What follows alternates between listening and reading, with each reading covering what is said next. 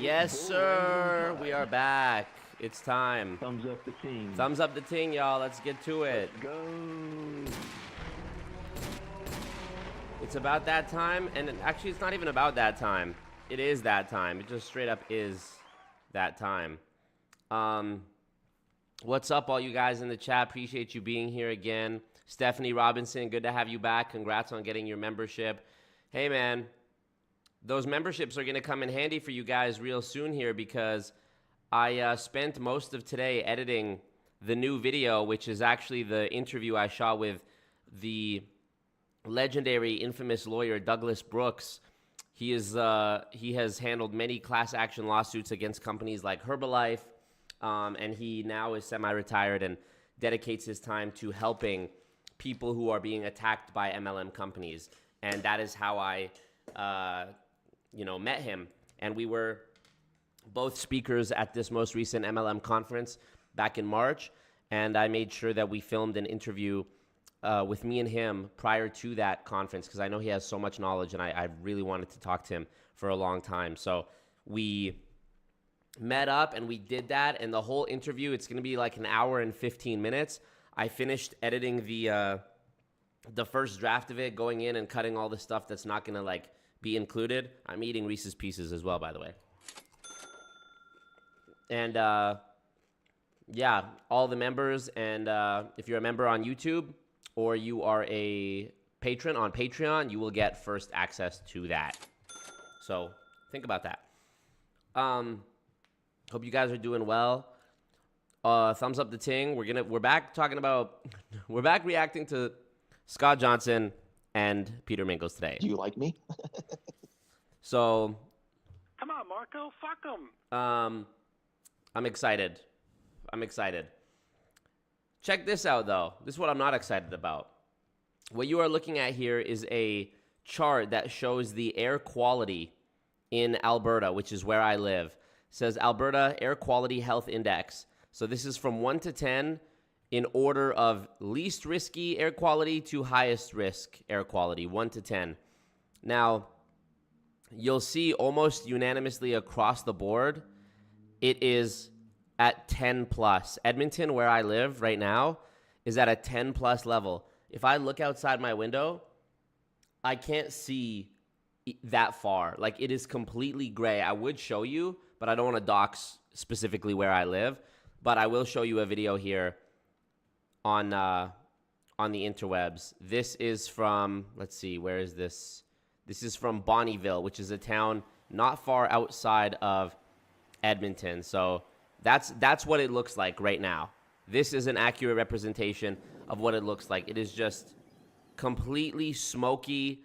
I went to the gym today, and even just going from the parking lot into the gym, just horrible. Like standing directly in front of a campfire. I can feel it in my throat right now. And it's hot too. It's May. So I wanted to have my air conditioning unit on in my apartment. In my mansion. But that pulls the air from outside. You know, the way you hook it up to your window and it pulls the air from outside to convert it to cold. But I couldn't use it because it's just pulling in smoke, basically. So it smells like smoke when I use it. And so yeah, I've just been trying to stay indoors as much as possible. It's been getting progressively worse over the past few days. We had it for one day on Monday, and then it went away, and then it came back like crazy. So today's the worst that it's been, honestly. And yeah, they've issued the government has issued warnings about the smoke air quality. Air quality advisory has been issued until May 21 at 9 a.m., which would be tomorrow morning. But realistically, unless it rains or there's a cold front, it's probably gonna last a little bit longer. Third stream campaigning strong. Hashtag Alex for Empress and hashtag Eliza for Mod. Thank you, Alex. I appreciate that. Listen, the data analytics team for AlwaysMarco is looking at the Eliza application, and they're crunching the numbers. There's a lot of data, a lot of stuff that has to be considered. How many people has she sacrificed or animals in the name of the cult? Has she made the blood oath? Has she done the new moon ritual? Has she done some of the secret rituals? What's her bag history? What's her comment history? This is it's going to be a process. It's going to be a process. So, but I appreciate you. I appreciate you, Alex, and keep fighting for what you believe in, for sure. Okay, and thumbs up, thumbs up the thing, y'all. So yeah, Lily Lucky's in Grand Prairie, nice. I hope it's better out there. So yeah, it's really, really bad. I've never seen anything like it. Last summer, I was like, yay, I'm so smart. I finally, spent the $500 just to buy an AC unit because it was so hot. Dude, it was so hot last summer that I literally was just every day would just wake up and go to Starbucks and sit in Starbucks for hours until it cooled down in like the afternoon. I wouldn't immediately go after I woke up, but in the afternoon when it got to like peak heat, I would just go sit in Starbucks where it was air conditioning because it was so hot. So I finally bought my own AC unit, and now it's the next summer and the AC unit is completely useless because the world is on fire outside. Yay! Woo! We love it. Oh, yes, I should probably post in Discord that I'm live. If you're not a member of the Discord yet, let me go ahead and post that in the chat. And no, that's not it. Live streams at everyone. We are live. Yes, I did it. Okay. Is the apartment going to catch fire on stream? Let's hope not. Let's hope not. Yeah, it's really, really bad. All those fires Marco started are coming back to bite him. So true. Get this man a snorkel. Yeah. Jimmy, what up? He says, I keep complaining about living in my little town in Quebec. I guess I'm fine. Exactly. Screw the data. Yeah, it's really bad. It's really bad. And Paz says, what were the offerings for Balumbak? Yeah, I mean, there's literal rituals. There's a ritual called Balumbak, which is one of the cult rituals. Does Eliza even know about it? It begs the question. See, what's the secret handshake? Exactly, you guys, you got to know. Did you put Winky on the bingo cards? Yeah, put Winky on there for sure. Okay. Let's, I think Scott and Peter are still live, so maybe I shouldn't jump on them yet. Let me refresh and see. I'm using the iHeartRadio link. Let me go to actual Building Fortunes radio site or Blog Talk Radio, whatever. Building Fortunes. Fast and Furious 10 is out.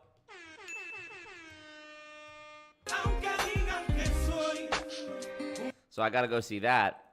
They're live right now. Okay, so they started at 6:30 my time. So they've been going for an hour. So they're going to be going for another half hour.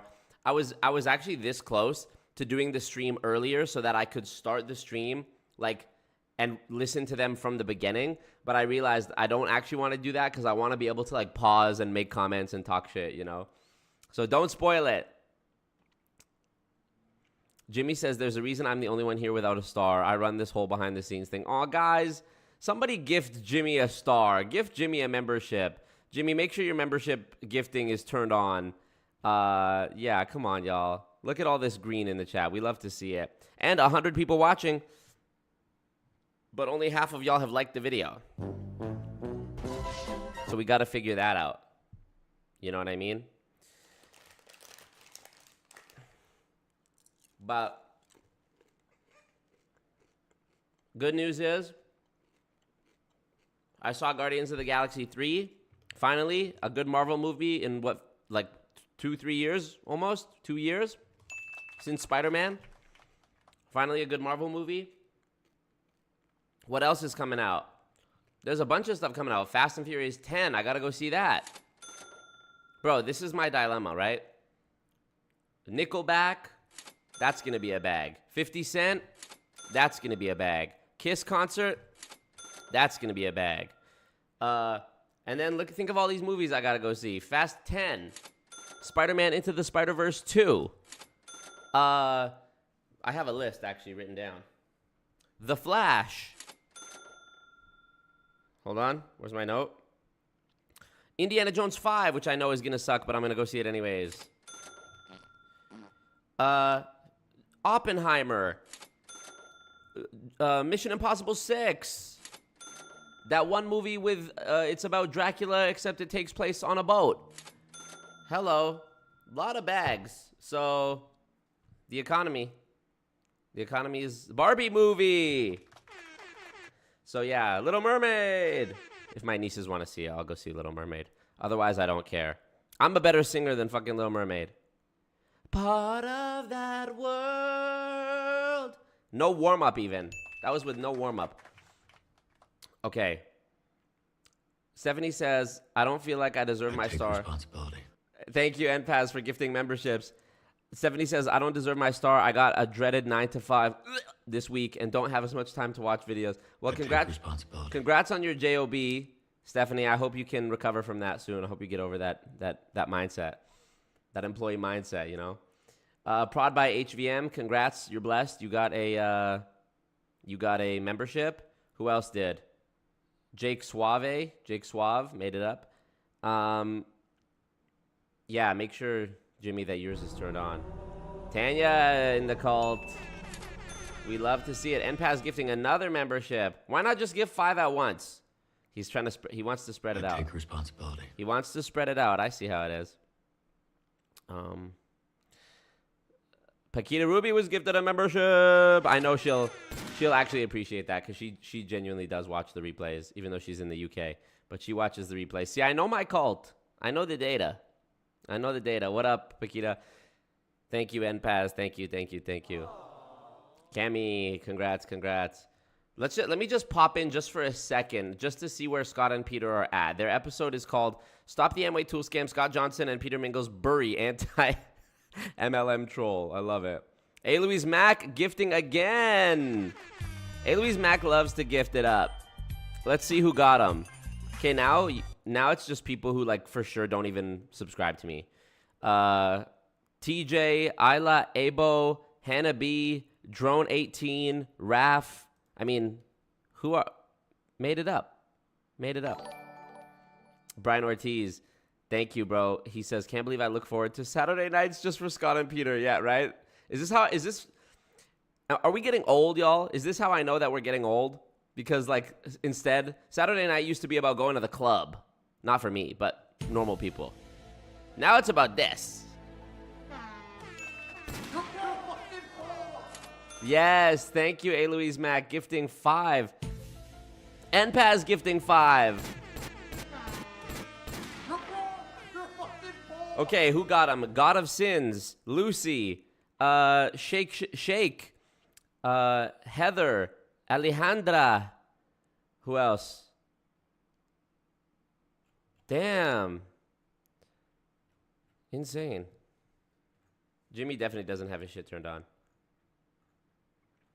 Thank you to whoever gifted a membership. I wasn't even watching the stream. It just sent me an email. That's why you gotta be watching. Innit? Oh, God. Marco, you will know when you're getting old. Back starts hurting for no reason and your hairline attempts to divorce your eyebrows. I already got a hairline transplant 3 years ago. So, I'm good. Not a bad one. Not a big one. I just had a little patch right here, which wasn't even from balding. It's just I genetically always had a reverse widow's peak. So they just took a few, 100 grafts and put them in the front. So I didn't even have to fly to Turkey for it. It was cheap enough that I could just do it here. So, in the chat. Yeah. Poor Meek and Jimmy, for real. Unless you're Meek, you'll get a membership. Yeah. All right, let me just jump in for a second and see where Scott and Peter are at, just for a second, okay? What do you think the first word that you're going to hear is? Either tool scam, lack of retail sales, or Marco.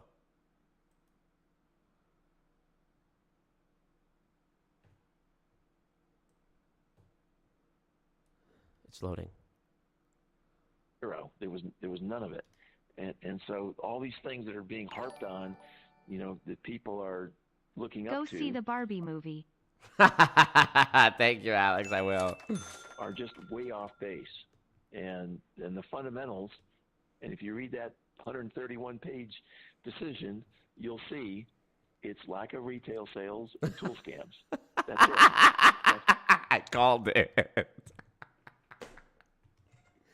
I called it. This guy is so, honestly, I've never come across a person with such a singular obsession the way that Scott Johnson does with the Amway tool scam. You know what I mean? Honestly.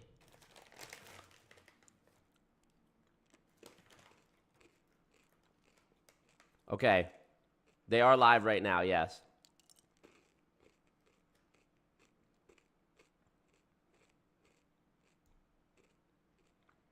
I think you can still get memberships even if you have YouTube Premium. Way too easy at this point. I wonder if the day will come where the goons get so fatigued with listening to Scott and Peter that we just have to like go on to something else. But I don't know about y'all. They still have shows where like recently especially they've been on fire on their Marco streak where like every show has been about me for a while now. They keep entertaining me still. I'm still having fun with it. Thumbs up the stream, y'all. Don't be disloyal. Yeah, it's like a kid with Asperger's. I remember I knew a kid with Asperger's. He was obsessed with Dragon Ball Z. It's all he fucking talked about. That's every fan of Dragon Ball Z. Okay. Last week seems to have been crazy. Thank you, Daniel Vass. Appreciate you. I tried to get my boy Meek yesterday. Didn't work. Sorry, Even Stevens. I know. So, if you didn't watch the stream from last night where we reacted to the content of Richard Sletcher, he has a channel called MLM for CEOs where he teaches how to run an MLM company, and it was so filled with just like madness. It was so filled with pure scam tactics. Like he's literally showing you the inner workings and like blueprint for how to start and run an MLM company. And like he's including every aspect of it, compensation plans, what products you might want to use, how to pitch it, etc., etc., etc. Really like mind-boggling to watch. And very frustrating as well. Why haven't you sent Scott and Peter a gift? Maybe some merch. I should do that.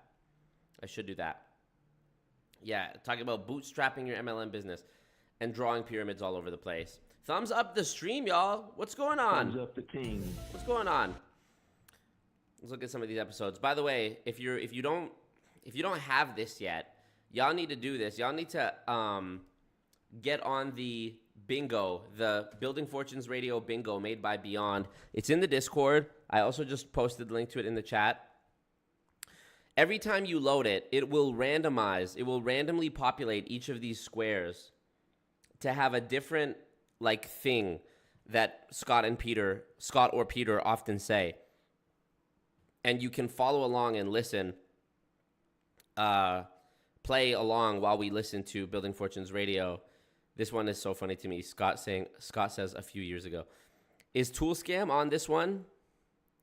You know what I should do, Beyond? I should get you to like create a version of this where there are some options, like most of it's randomized, but there are some options that have to be on it every single time. Like it doesn't feel right that it could populate without saying like tool scam and lack of retail sales. You know, it doesn't feel right. Come on, Marco. Fuck it. Seriously, we love you and we want to see you happy. Come on, Go Marco, to the movies. Fuck 'em. Fuck yeah. Fuck yeah. Fuck yeah, you stupid fucking asshole. Thank you, Scott and Peter. This is so funny to me. Elizabeth White, thank you for dropping the bag as well, the super chat. We love to see that. What up, Andrea Rinaldi, or is it Andrea? Who knows? We'll never know.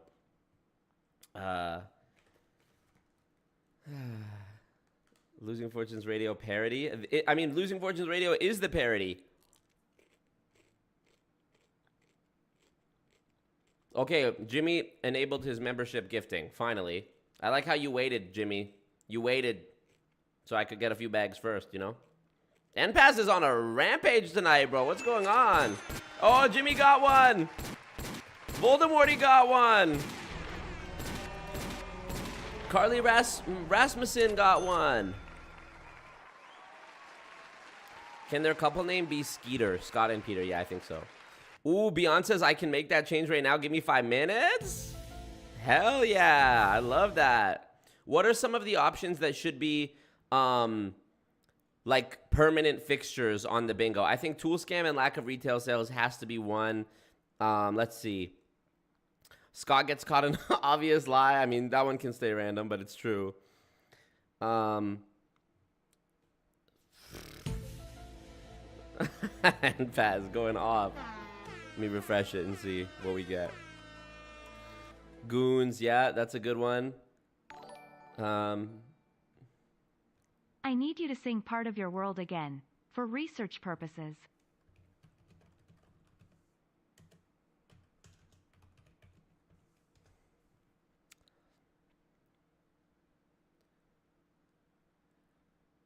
I don't know when, I don't know how.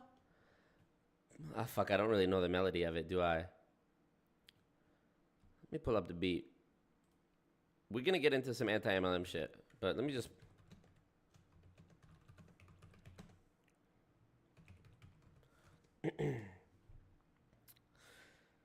Part of your world. Marco.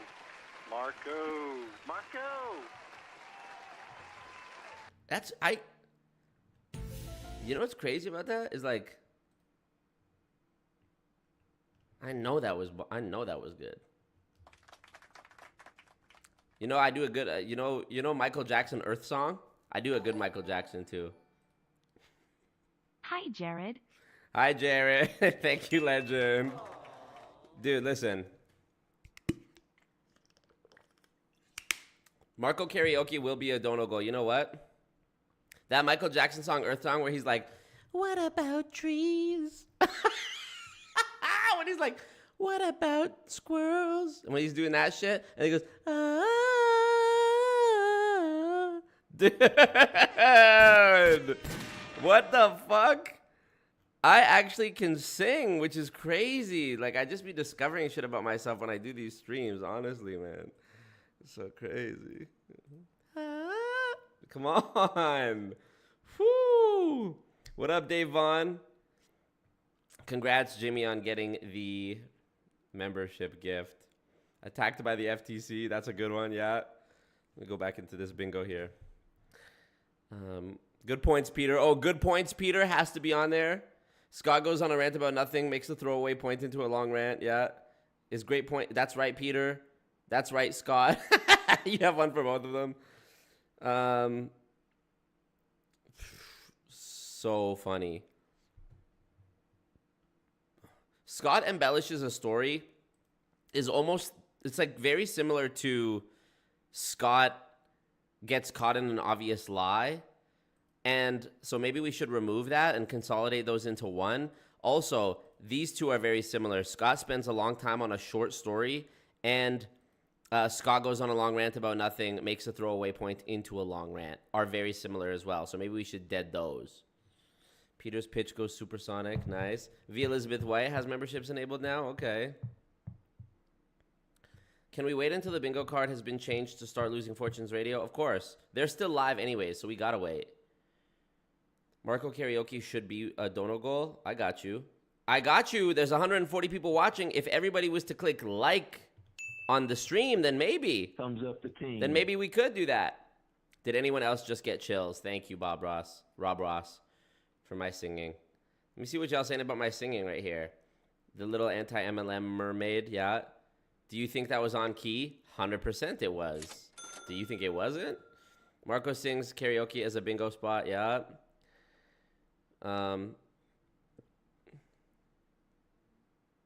This Now Karaoke channel. I'd actually crush a karaoke live stream channel.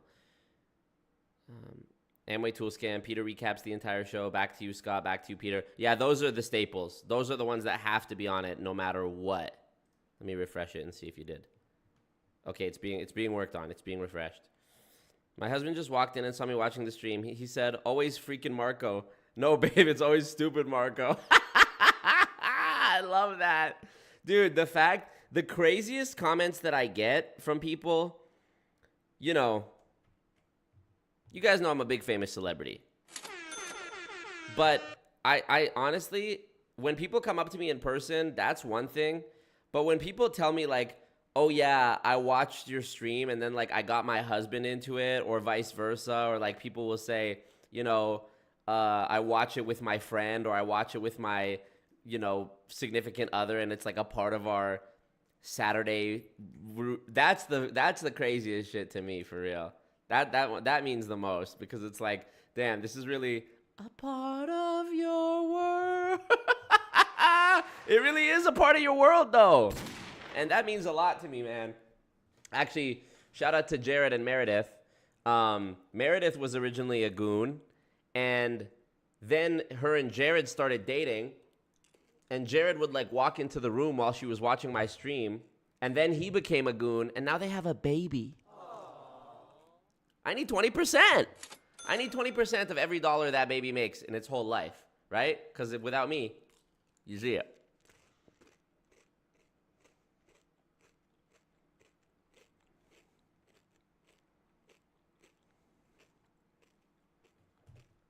Alakas says, I take responsibility for this karaoke. Yep. I take responsibility. Johnny has the right idea. We have time to drop bags before Losing Fortunes Radio. Yep. Marco, you're going to Hollywood. Yep. It might take closer to 20 minutes. No worries, dude. No worries. Just as long as you don't do Nickelback anymore. Wow, haters be hating. Crazy, man. It's like watching Survivor. We have a baby goon. I cannot clean my house without your stream. I love that. Why not review?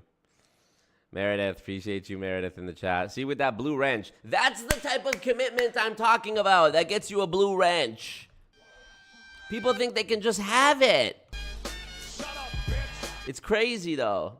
It really is crazy. I be playing this shit like a piano. I be playing this Stream Deck. I don't even have to look at it. Goon Court.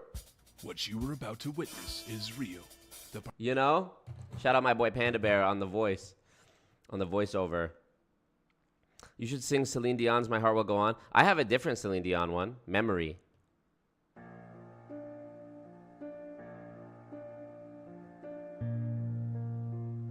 You know?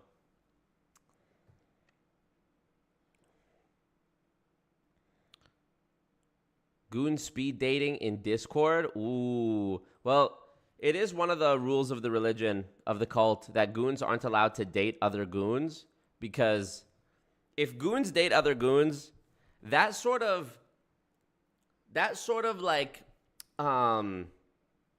sabotages, or like, you know, there's a conflict of interest, because me as a cult leader, I have to make sure that the goons are ready to, you know, do whatever they have to for me. And if they're dating other goons, men or women, by the way, it doesn't matter. I'm not bisexual, but this is a cult. You know, in the context of the cult, it's about power, it's about dominance, it's about drive, it's about power. So if the goons are dating other goons, unless I approve it, it's sort of like, I'm the emperor, you know? So think about that. Thank you to Josephine Henry dropping the super chat. Thank you. Appreciate you, Josephine. That means a lot, with the very cute super sticker. Aw. Eliza needs to have a baby with one of the mods. Bet. There you go. That's what I mean. That's the type of loyalty that people with blue wrenches have. And Jared says she's the cutest baby ever. Love you, Meredith. Aw. Yeah, bro. Their baby is cute. I've met their baby twice in person. I'm the godfather. The fuck? Sing Old Town Road with the cowboy hat. Okay. I'm liking these ideas. Legend. Legend Gaming. My wife and I are patiently waiting for Building Fortunes Radio. Yeah, N Paz and his wife, N Paz and Mrs. Paz, bro. They be watching the stream too. They know all the lore. Shout out to I've never interacted or communicated directly with N Paz's wife, but hey, Mrs. Paz, shout out. I know your real first name, but I'm not gonna say because you know I'm a famous celebrity. But shout out to you. I appreciate you watching. Marco. What about the ones with the baby? Are they excommunicated? Yes, they are. They're out. They're grayed out. Okay.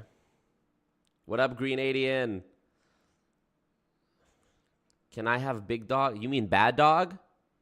Yeah, you can have bad dog. I don't think me and bad dog, no offense, bad dog, but I don't think there's any future for us romantically, bro. So, Jimmy says, I can't process. For the Nickelback merch. Wow, for the Nickelback merch. So dumb. Wow. I bet you the Nickelback merch is probably going to be like $100. For like a t-shirt, probably like $40-50. So I appreciate that. Well, who even dropped that bag? Crustopolis? What a horrible name. In a good way. Crustopolis. Thank you, Crustopolis. Ugh, that name gives me the heebie-jeebies. Thank you for that, Crustopolis. I appreciate you. So fucking rude. When somebody drops a bag and I go, "You're wrong. You're fucking poor." So rude. Okay, but funny also. Oh my god. Specs. Hi, legend. Thank you, Specs. How do you gift subs, Brian Lucas? Click the thing. Click the ting, bro. Thumbs up the ting. My husband says, you're watching Marco again? Oh, no. Stephanie Robinson's husband. Watch out. Watch out. This is a cult. Watch out. Your wife is in a cult. Goons can't date. Thank you, Legend Gaming. Y'all watch out for them blue wrenches in the chat. They earned it. If you want to become a mod, I suggest you hit up one of those mods, at them in the comments or message them on Discord or, actually, you know what? Don't even message them. They're on an upper echelon. That's above your, you know what I'm saying? You can't go up the chain of command like that.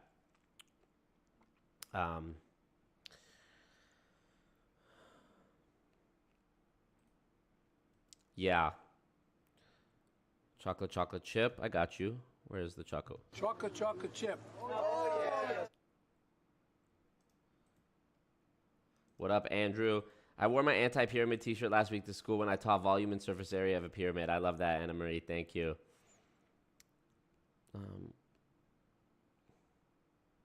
No, I'm not saying you got to hook up with a mod to become a mod. Quite the opposite. You can't hook up with anybody in the cult. You're not allowed to date within the cult. I'm sorry. Be professional, Yeah, mods have to message you first. If a mod messages you first, you're allowed to respond. There's a lot of... Who has the handbook? The rule book? I think Legend Gaming has it. I actually should make a list of rules, for real.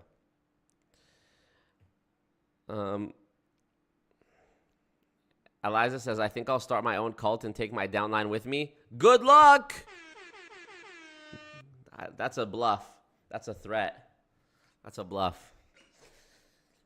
Okay. Thumbs up the ting.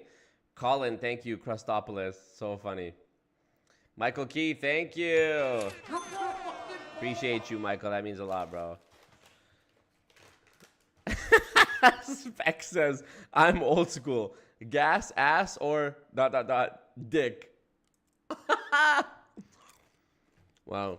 Stephanie says, I'm a lunch lady at a high school now and totally want to get some Marco merch to wear on Fridays. Then on the last day of school, tell the seniors not to join an MLM. Yes, I love that. I love that. I wonder if anybody knows where you could get some merch. Some AlwaysMarco merch from AlwaysMarcomerch.com. There's some bad jaunts in the cult, says Stunt and Struggle. This is true. Legend has everything. Lucy Tunes, so true. All right.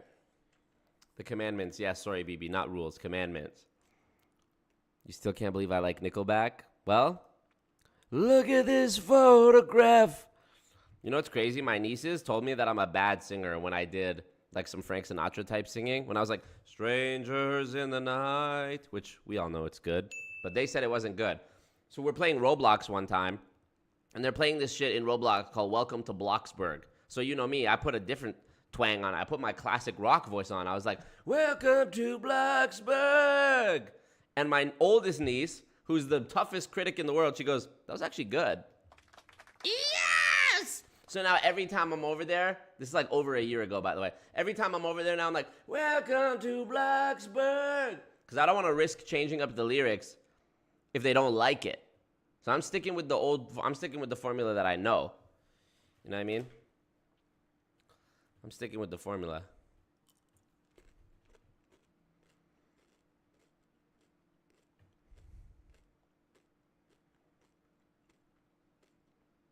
Oh shit. Beyond, I might actually hit you up for those graphics. I need like simple shit that shows like pyramid expanding and shit. It would be literally too easy for you. Stephanie says, I'm working the last 2 weeks of school and then not until August. Okay. That ain't no problem. Anastasia, what up?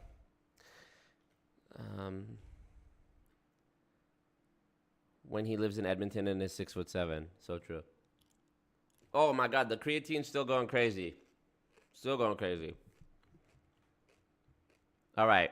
Thumbs up the stream. Gluck, gluck. All that. Okay, I'm refreshing BFR bingo. Okay, it works now. Let's see if Scott and Peter are still fucking yapping. blogtalkradio.com.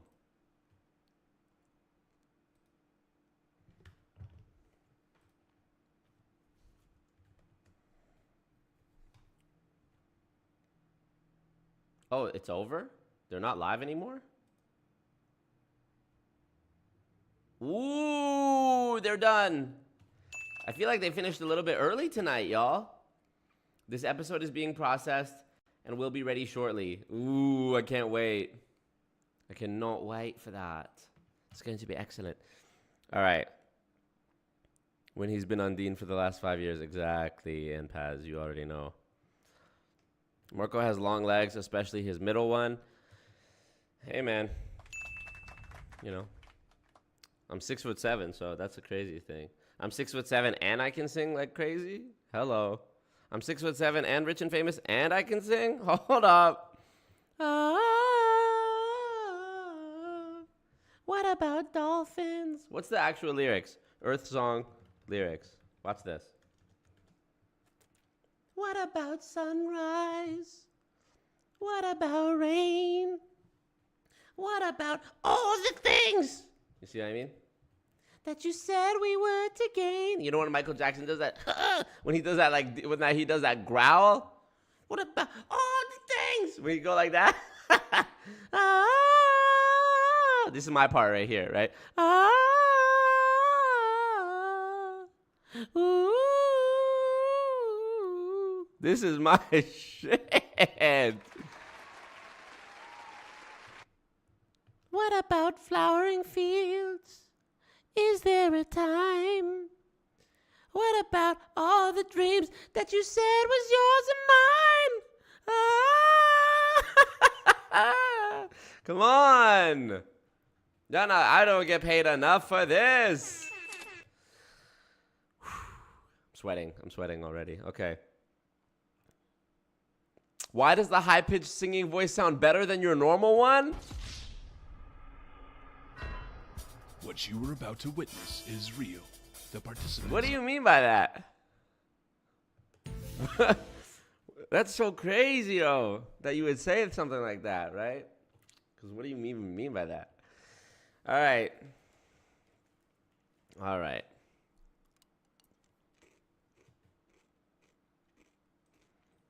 I got to get Glenn on this show. Bro, Eliza, you trying to be a mod? Glenn isn't even a mod. Glenn went to war for me.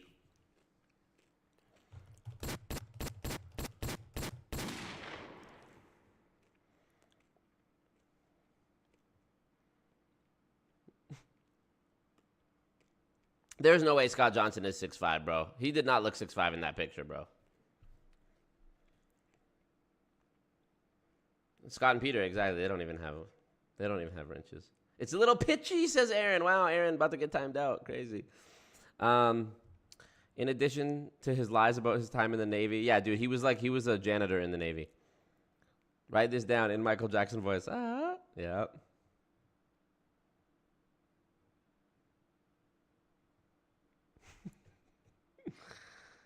Dude, thank you, Morgan, for saying my high-pitched voice is so crisp. Honestly, my high-pitched voice go crazy. I'm not gonna lie. If you find me some other lyrics that I could do that are like, and I will always love you. Mariah Carey? I swear to God, I have perfect pitch. I swear to God, I can do that shit that they be going up 7 octaves or whatever this shit they say Mariah Carey's superpower is. Ariana Grande be doing too much. I do it no warm-up. I'm not even a singer. This is crazy, yo. I just be discovering talent. You know what I mean? Like, I have too many talents that I don't even have time to sharpen one. You feel me? It's crazy. How much will it cost for me to sing that song? Earth Song? I might do that for... Well, I was going to say I'll do it for $2, but if somebody drops $200, it's going to play the Nicki Only by Nicki Minaj, which I'm going to rap that verse. But like rapping, singing, videos, comedy, this guy's a machine. NPAS, good recommendation. He says you should add Scott lies about being in the Navy to the bingo sheet just to piss him off. Yeah. 10 commandments of anti-MLM. Thou shalt not recruit, for the pyramid shall crumble and the wallets shall weep. Bars. Do you think Peter is a pawpaw or a pop-pop? Yeah, that's a good one. I think he's probably a pawpaw. Thou shalt not covet thy neighbor's downline, for true wealth comes from genuine products and not endless recruitment. Thou shalt not bear false testimonial, for truth is the enemy of deception. Wow, Jimmy's really going in. Thou shalt not worship material possessions, for wealth is not measured by the number of luxury cars in the driveway. Unless you're me. But I did it in a moral way. You feel me? I did it in a good way. Thou shalt compliment Marco's gains. So true. Thou shalt not sacrifice personal relationships on the altar of sales quotas, for genuine connections are worth more than any commission. So true. Thou shalt not deceive with false promises of financial freedom, for the path to true prosperity lies in hard work, not empty dreams. Sort of the same as number 3 or 4. All good. Thou shalt not blindly follow charismatic uplines, for critical thinking is the antidote to blind obedience. So true. Marco can blow for real. Hey. Thou shalt not exploit vulnerable individuals, for true success is built on ethical foundations. Thou shalt not confuse recruitment with empowerment, for true empowerment is found in personal growth, not in building an endless network. The whistle note. Oh, yeah. Trust me. Dude, and this is me when the air quality is the worst on the entire planet right now. It's literally Blade Runner 2049 outside with the smoke. And I'm still hitting the...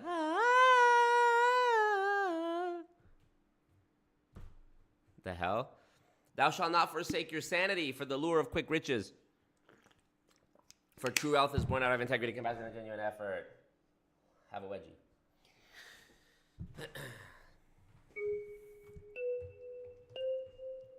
Yo. I never fucked Wayne, I never fucked Drake. All my life, man, fuck's sake. If I did, I menage with him and let him eat my ass like a cupcake. My man full, he just ate. I don't duck nobody but tape. Yeah, that was a setup for a punchline on duct tape. Worry about if my butt fake. Worry about y'all hoes us straight. These girls are my sons, John and Kate. +8 when I walk in, sit up straight. I don't give a fuck if I was late. Dinner with my man on a G5 is my idea of an update. Hut 1, hut 2. Big titties, big butt too. Fuck with them real hitters who don't tell no one what they up to. Had to show bitches where the top is. Ring finger where the rock is. These hoes couldn't test me even if their name was Pop Quiz. Bad bitches who I fuck with. Mad bitches we don't fuck with. I don't fuck with them chickens unless they last name is Cutlets. Let it soak in like seasoning and tell them bitches blow me. Lance Stevenson.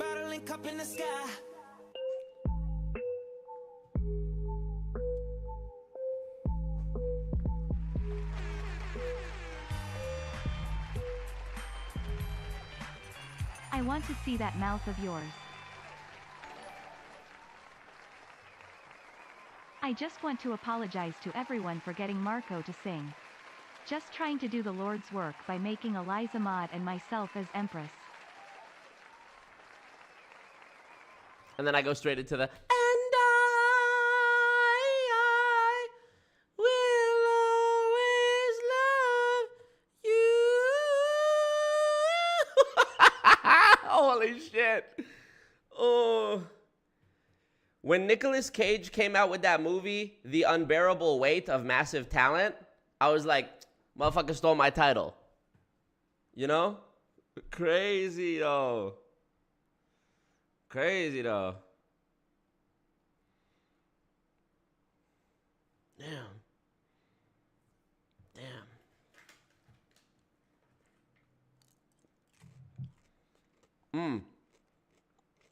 Devin gonna put me in her band. But even though she's lead vocals, move over.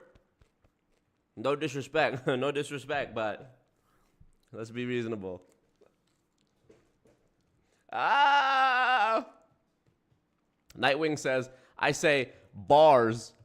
Bars. In everyday conversation now.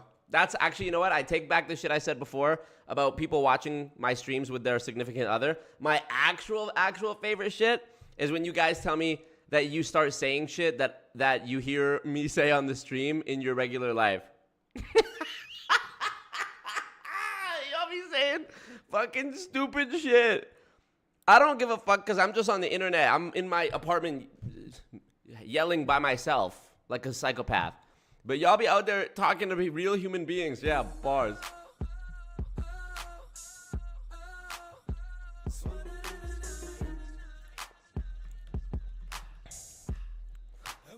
She moves her body like a, and she made me wanna do it all. Going hard when they turn up, because she moves her body like a, make me wanna do it all. Going hard when they turn up. Let's turn it up. Turn this up. Hey. Now look at that bumper on the back of that bumper. She ain't even playing when she shaking that rumpa. And no, you ain't know she get lower than a muffler. Even with a girlfriend, show stopping with a hustler. The way she move her body, you might see the Maserati. She wanna put it on me, trying to show me her tsunami. She make it hard to copy, always tight and never sloppy. Ain't got an entourage and her own paparazzi. Now if she go again, riding through the smoky weather, you better button up if you wanna go get her. It is what it is, everybody wanna love her. But when she pop it, boy, you better run for cover. She moves her body like a cycle, and she makes me wanna do it all night long. Going hard when they turn the spotlights on, because she moves her body like a cycle, just like a cycle. She moves her body like a cycle, and she makes me wanna do it all night long. Going hard when they turn the spotlights on, because she moves her body like a cyclone, a mighty cyclone. When she break them boys off a tycoon, gotta get that fatty like a boss tycoon. Now hold it steady cause she make a monsoon. Now you can Google download the iTunes. See what I'm saying? She ain't playing. Yeah, she got them heads turning. You gon' hear it clack clack when them heels get to burning. Stiletto so fuego. She got her own label and got us all doing a tornado. My favorite part coming up.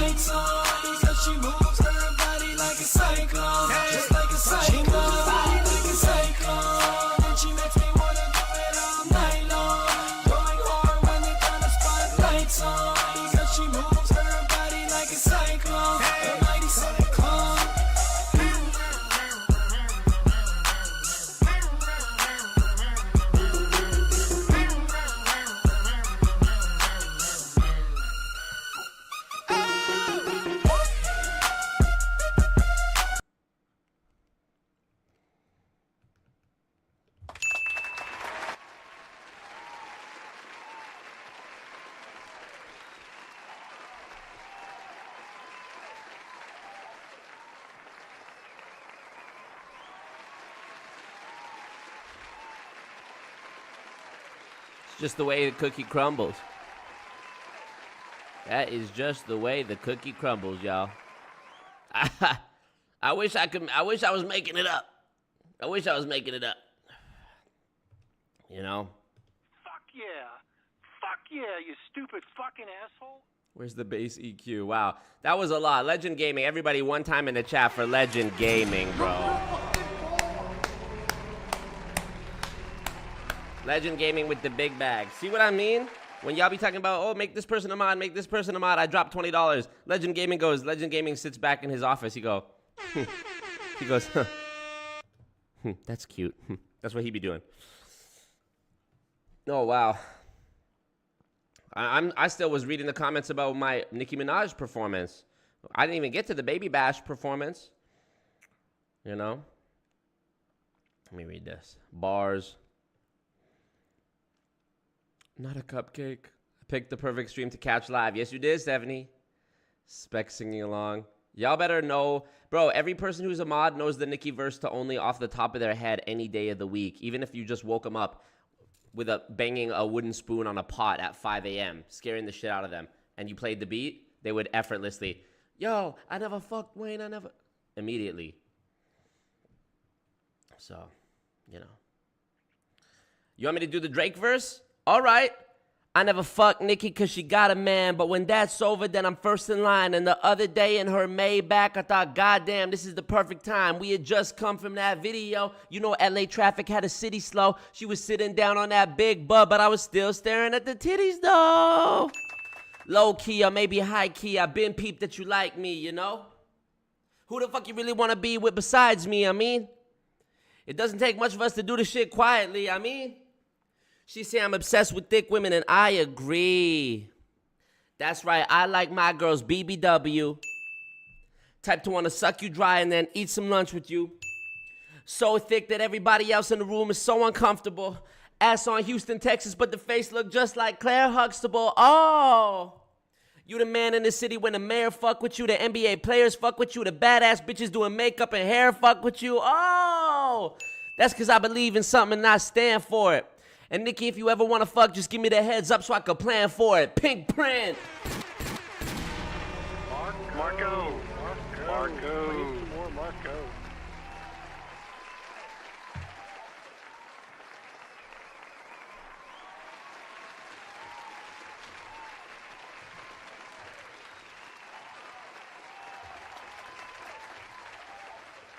Bars.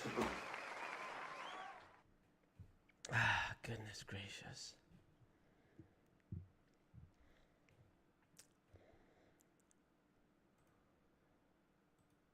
I'm sweating. I got the swass going on right now. Swamp ass. Sweating. Sweating, and I can't turn on my AC unit because there's too much smoke outside. Yay, I'm going to take these dono dollars and buy one of those military air purification masks. Marco. Wow. Shouts out to Marco. Been a fan for min. I am finally up in life to share it. Wow. Keep your foot on these MLMs next. You doing God's work. Big up the youth dem. Big up the youth dem. Thank you, bro.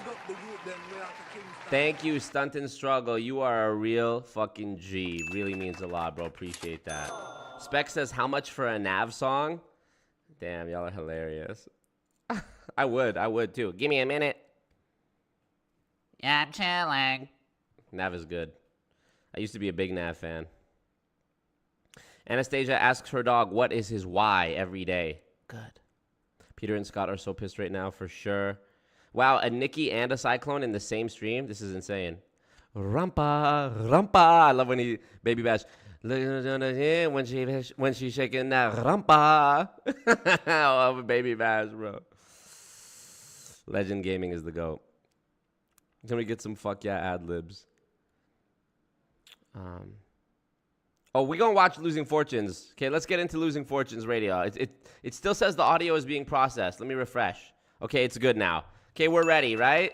We did the warm-up. We got our bags out of our system in the first hour. First hour is the intro.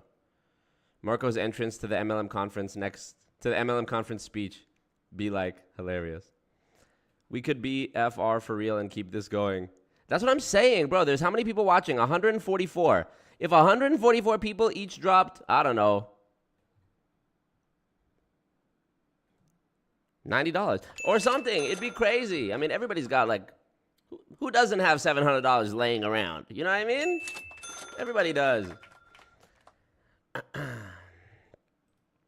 So, throw it back, daddy, says Maz. Wow, insane. Unhinged.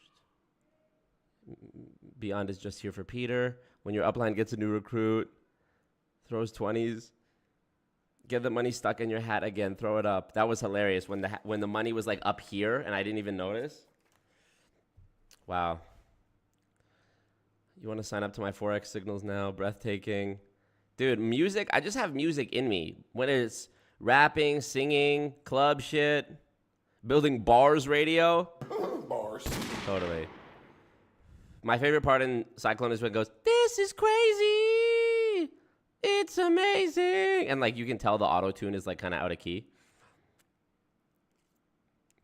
The really best part about that whole thing is that you know Scott Johnson watched the entire thing, and like which means Scott Johnson and Peter Mingles listened to Cyclone and the Drake and Nicki verse to only. Marco, you are looking a bit thick. Thank you, Paquita. That means a lot. I take back the shit I said before about you guys watching this with your significant others and you guys using, you know, lingo from the stream in your everyday life. My actual favorite thing is when y'all tell me I'm looking thick. That chargeback game crazy. Scott and Peter ended early only to have Marco make 2 bags in a row. Hey. Got to get the bag. So true. Where's the button? I got to get the bag. I got to come up with a dance routine for real. All right. Eliza, you're out of here. Peace out, Dan. She said, have a good night, everyone. Scott and Peter are crying themselves to sleep for sure. Okay, I'm catching up in your comments. Thank you, Bug. You like the chain? It's plastic. I got it from a Halloween store. Who even needs the club? Marco brings the club to the stream. Oh, buddy, you tell me what you want. What kind of club we in? We in a Western club? Are we in a Western club? You want to do the Cadillac Ranch? The Ring of Fire. You want me to sing some Johnny Cash? What you want? Save a horse, ride a cowboy. I got it. What genre you want? You want rap? I woke up in a new Bugatti. If I turn the hat this way, I do kind of look like Future when he wears, you know what I'm saying? Future hat. I do kind of look like this. I do look like that. Holy shit. Holy shit. Tell me that's not me. Thanks for making me do my cheer routine to Cyclone. Eliza for Mod and Alex for Empress. You're pro fucking poor. Thank you, Alex. I really do. I got it all, man. I do it all. Wear it to the side like T.I. You can have whatever you like. Yeah, yeah. Stacks on deck. Patron on ice. Baby, you can have whatever you like. You know? Too easy. Too easy. Get a washcloth. A cold washcloth for my bunda? Crazy. New Discord emoji. Love that. Appreciate you, Beyond. Catch you tomorrow. Let me see what Beyond's new Discord emoji is. Oh, that's sick. Cowboy hat. That's fire. Thank you, Beyond.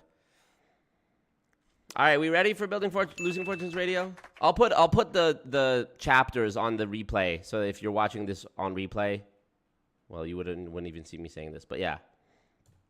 Obama. Stephanie says Obama is almost a daily thing between me and my husband, and it's been too long since I've heard it. There you go. I got you. Come on now. Billions and billions. Obama.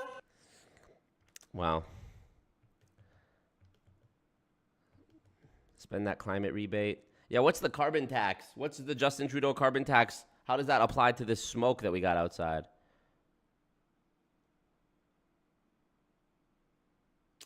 All right. Okay. See, Eliza, I would never dip prematurely, though. Come on now. In this economy. Toxic Cowboy King. We can pop bottles all night, baby. You can have whatever you like. Come on. I'm having an identity crisis. Derek Cormier. So last week, Always Sexy Marco Smoocher Bear started taking creatine. They're definitely going to start talking about me taking creatine. They definitely. Thanks, Marco. All right, let's listen to it. Here we go. Everyone's favorite show on the planet. Let me refresh it, see if I can play it on iHeart, because that player is better. Nope, it's not available there. Okay. Here we go. Losing Fortunes Radio. Let's check it. Welcome to Building Fortunes Radio. Make sure you check us out at buildingfortunesradio.com. Along with our marketing partners, we're here to help our PM Marketing Network Lead customers build their businesses and make the world a better place. At Building Fortunes, we know how much your business means to you and the people important to you. So spread the word, tell a friend, join our newsletter, and go make a difference in your world.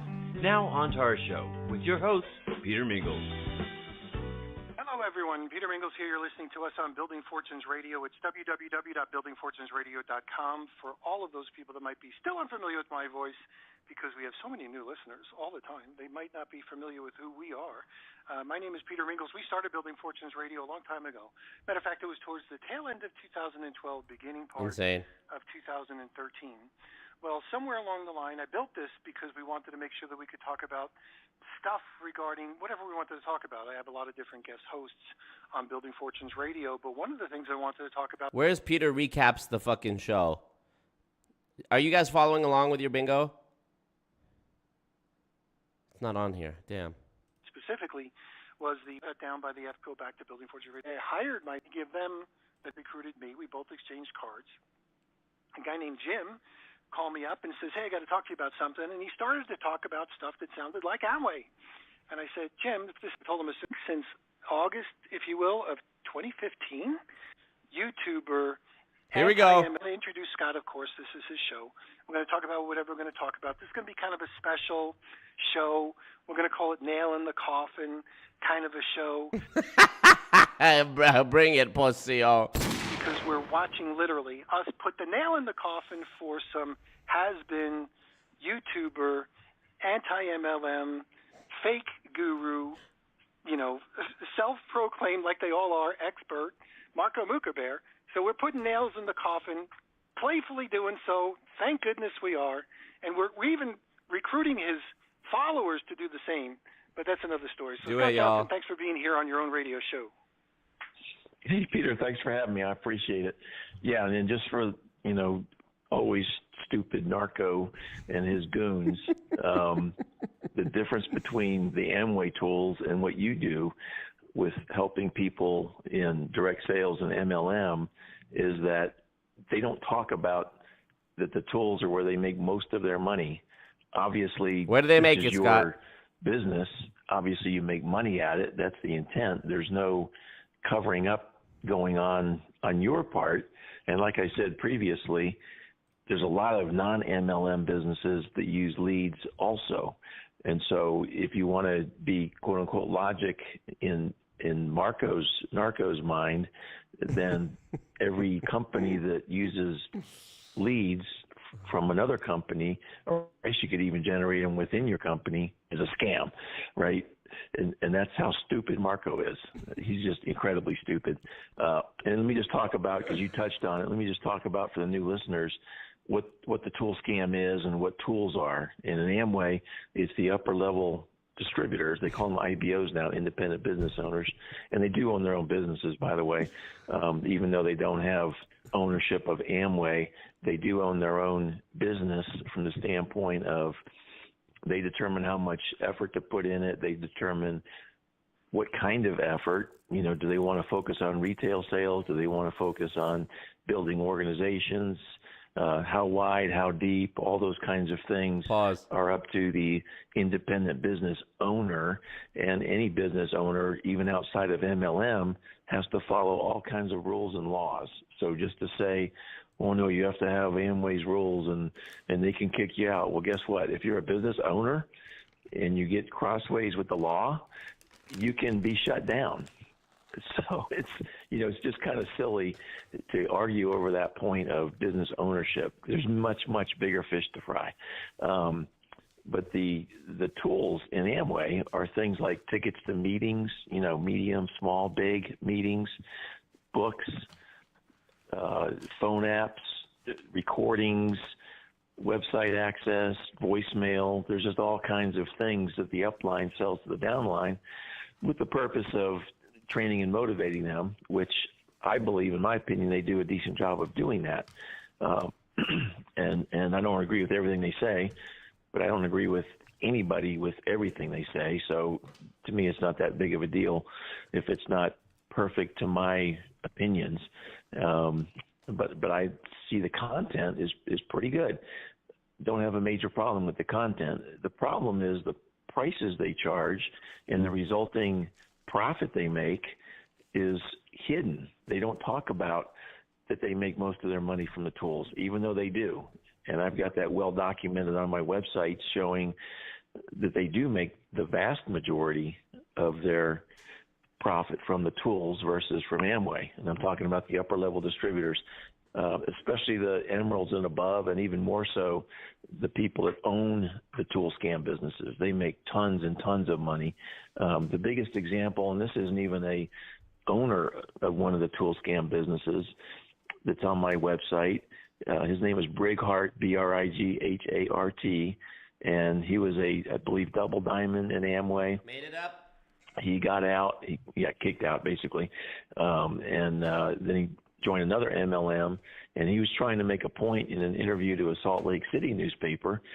Again, you can find this link on my website so that you can actually read the actual article that's online from the newspaper. It's not me making these statements. I'm just saying, hey, look at this. Basically what Briggs said was, hey, in Amway, I was making almost $1 million a year from Amway, and I was making about $8 to $10 million a year from the tools.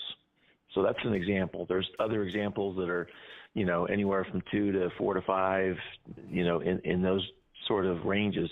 But even if you're making only twice as much from the tools as you are from Amway, that's 2/3. That's 2/3 of your income. And when you pretend and you lie by omission that most of your, or I should say all of your income comes from Amway, then that's just misrepresenting the business model. In my mind, that's RICO fraud. It's at least business fraud. If you don't accurately describe the business model to your downline or to prospects, that's fraudulent. And why the FTC has not woken up to that, I don't know. Now, they have sort of woken up to it. There's a recent decision, which, by the way, I checked earlier today. There's nobody on YouTube yet that I have seen that has talked about the, what's it called, Business for Health? Oh, Success for Health. Success by Health. Sorry. Yeah, I kept thinking Success by Health. Success by Health. They recently, the judge decided mostly against Success by Health, and for the FTC. There was some little nits that, the judge said, I'm not going to go that far. And by the way, always stupid narco, I've read the entire 131 pages, and we're going to talk about that a little bit later. Not so much the 131 pages, but what happened last week when, Narco was talking about Glenn being on our show and all that stuff. But anyway, that's the tool scam. Not all MLMs have it. Some of them do. Amway has it. Herbalife has it. There's probably some others. How much they make from it, as far as the other companies, I don't know. I don't know enough details to really have an opinion. I have Amway very well documented, and it would be very hard to replicate what's on my websites because some of the stuff was years ago. It's buried in the internet. A lot of it's actually been taken off the internet. In fact, I'll talk about next. I hardly can find on the internet anymore.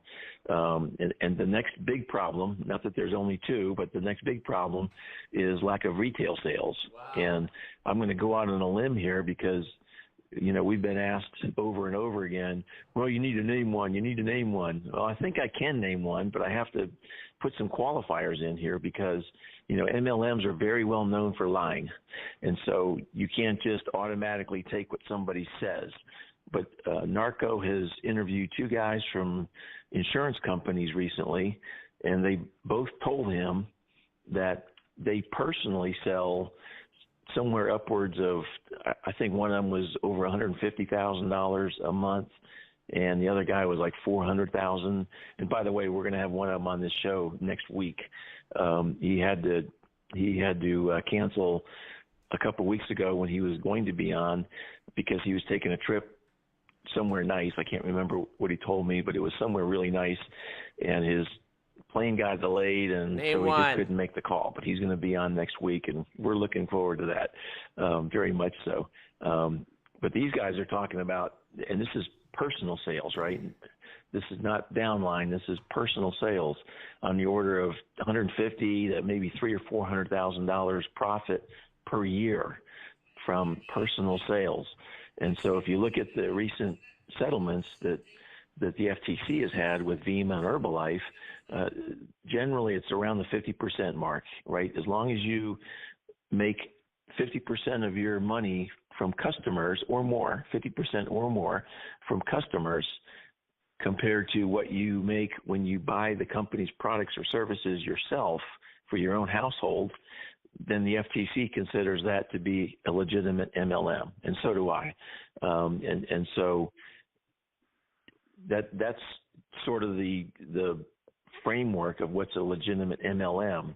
And if these guys really are selling this much insurance, and I believe they are, then and as long as their downline has similar numbers, and I'm not talking about hundreds of thousands of dollars a year, I'm saying at least as much as what they are personally buying from the company, as long as they have that many retail sales, on average, everybody exceeds that 50% mark, then it's a legitimate MLM, hands down. Boring. There's no problem with that. You did not name one. About insurance companies, no, sir.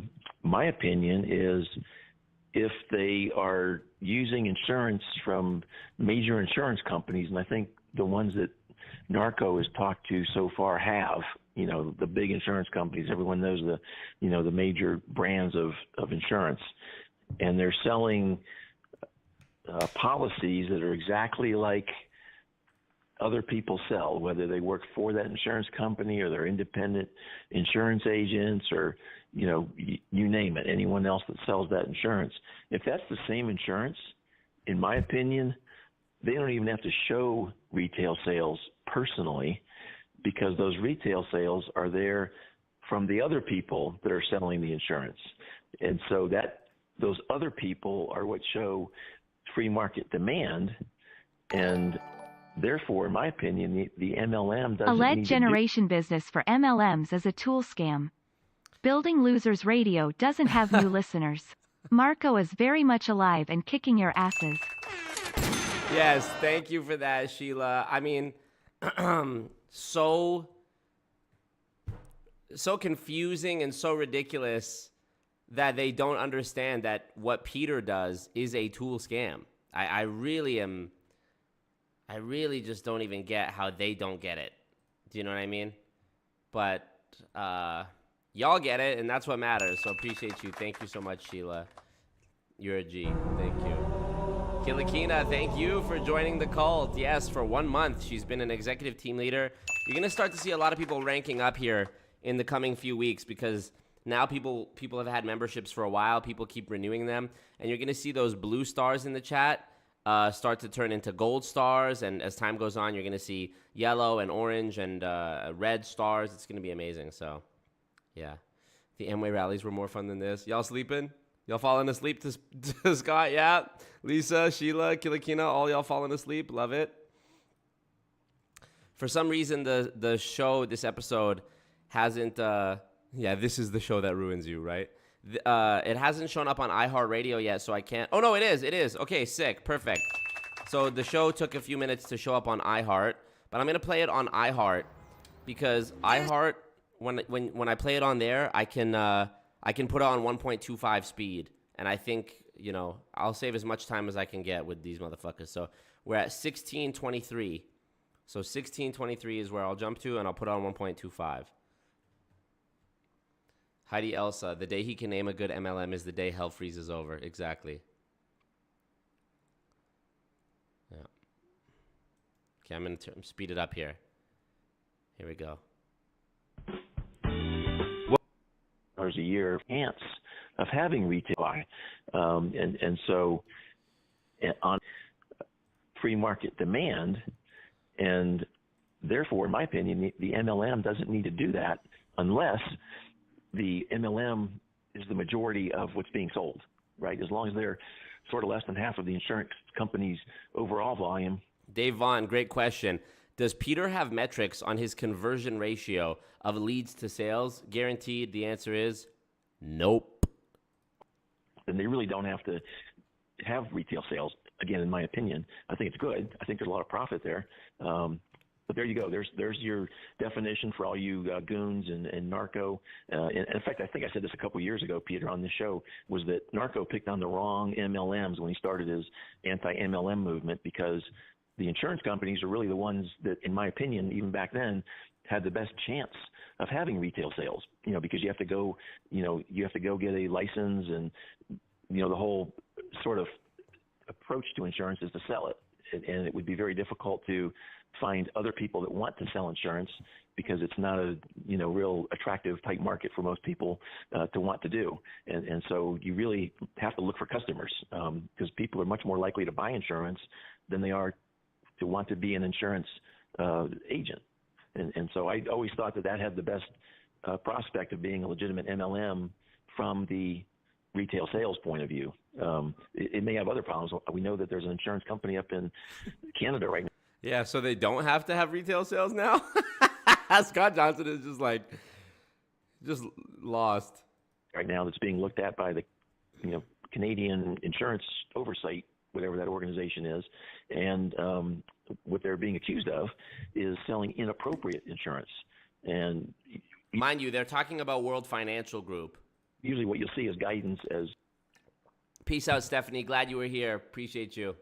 Is that most people should be buying term insurance versus whole life or permanent insurance, because it offers you the most coverage for the least amount of money, and most people don't have a lot of money, and so that is usually what makes sense. Now, I don't know the particulars in Canada, what's being sold by the, I think, by the, was it World Financial Group, I think is the company that's under some heat right now. And I also don't know, is this like one or two people, or is this across the board? We don't know. We were just talking about Peter Mingles, and our son said, what a stupid last name. Well, you should educate your son, Jared, because you should know better. Peter is from a long line of Scandinavian royalty, or whatever the fuck he said. Until they do the investigation, it's just an accusation. And as far as I'm concerned, innocent until proven guilty is true. So we'll see what happens. It'll take some time. Now, my understanding also is in the United States, there is no federal oversight of the insurance industry. It's all state by state. So, this gets a little bit trickier in the United States because there's no FTC, so to speak, that's overseeing the entire country. I wish this bingo sheet had the Scott drags a story out into a long thing. I'm going to open another card and see how many I've caught. Let's see. MLM done right. Scott mentions his website. Facebook page will count for that. Peter recaps BFR. Returns to talking about Marco. Free space. Anti-MLM YouTuber. Marco predicts something Scott and Peter are going to say. So true. Amway tool scam. Yep. Peter references one of his many websites. AlwaysMarco. Anti-MLM, huh? Anytime you generate a new bingo sheet, you're like immediately within the first few minutes gonna have it like a good chunk filled for sure. All right, let's keep going. State by state that has to step up and figure out, are these guys doing it the right way? So we'll see. We'll see what happens with all of that. But there you go. There's your candidates for a legitimate MLM when it comes to the point of retail sales. Now, there could be some other... Ooh, you never named one. You literally, the only company you named was the one that you cited as literally being in trouble with the government, which is true. Problems like I just said. But, the definition of a pyramid is whether you've got retail sales or not. It's not all these other things that, in fact, Narco said that. That's not true, actually, Scott. You and I both know from the well-documented history of MLM companies that have been shut down for being a pyramid scheme, all of them had a product. All of them had a, quote, retail element. And I would bet even Vima did sell some drinks. It's not why it was a pyramid scheme. And it still got shut down. Said that a couple of weeks ago. He said, well, the Canadian government's looking into this World Financial Group. It must be a pyramid. But that wasn't the nature of the announcement. The announcement was they think they're selling the wrong kind of insurance. That's actually not what it said. It said there was things about WFG's operation that put into question its right to even be licensed. And it even specifically mentioned the fact that they're paying overrides on multiple levels of salespeople, meaning because of the MLM structure of it with these downlines and multiple generations of people who recruited people, on and on, a person who made a sale, let's say they were 4 levels down the chain, they were paying a piece of that commission that they received was going to people above them. And the FSRA report, in it, it says that this is not the way things are done.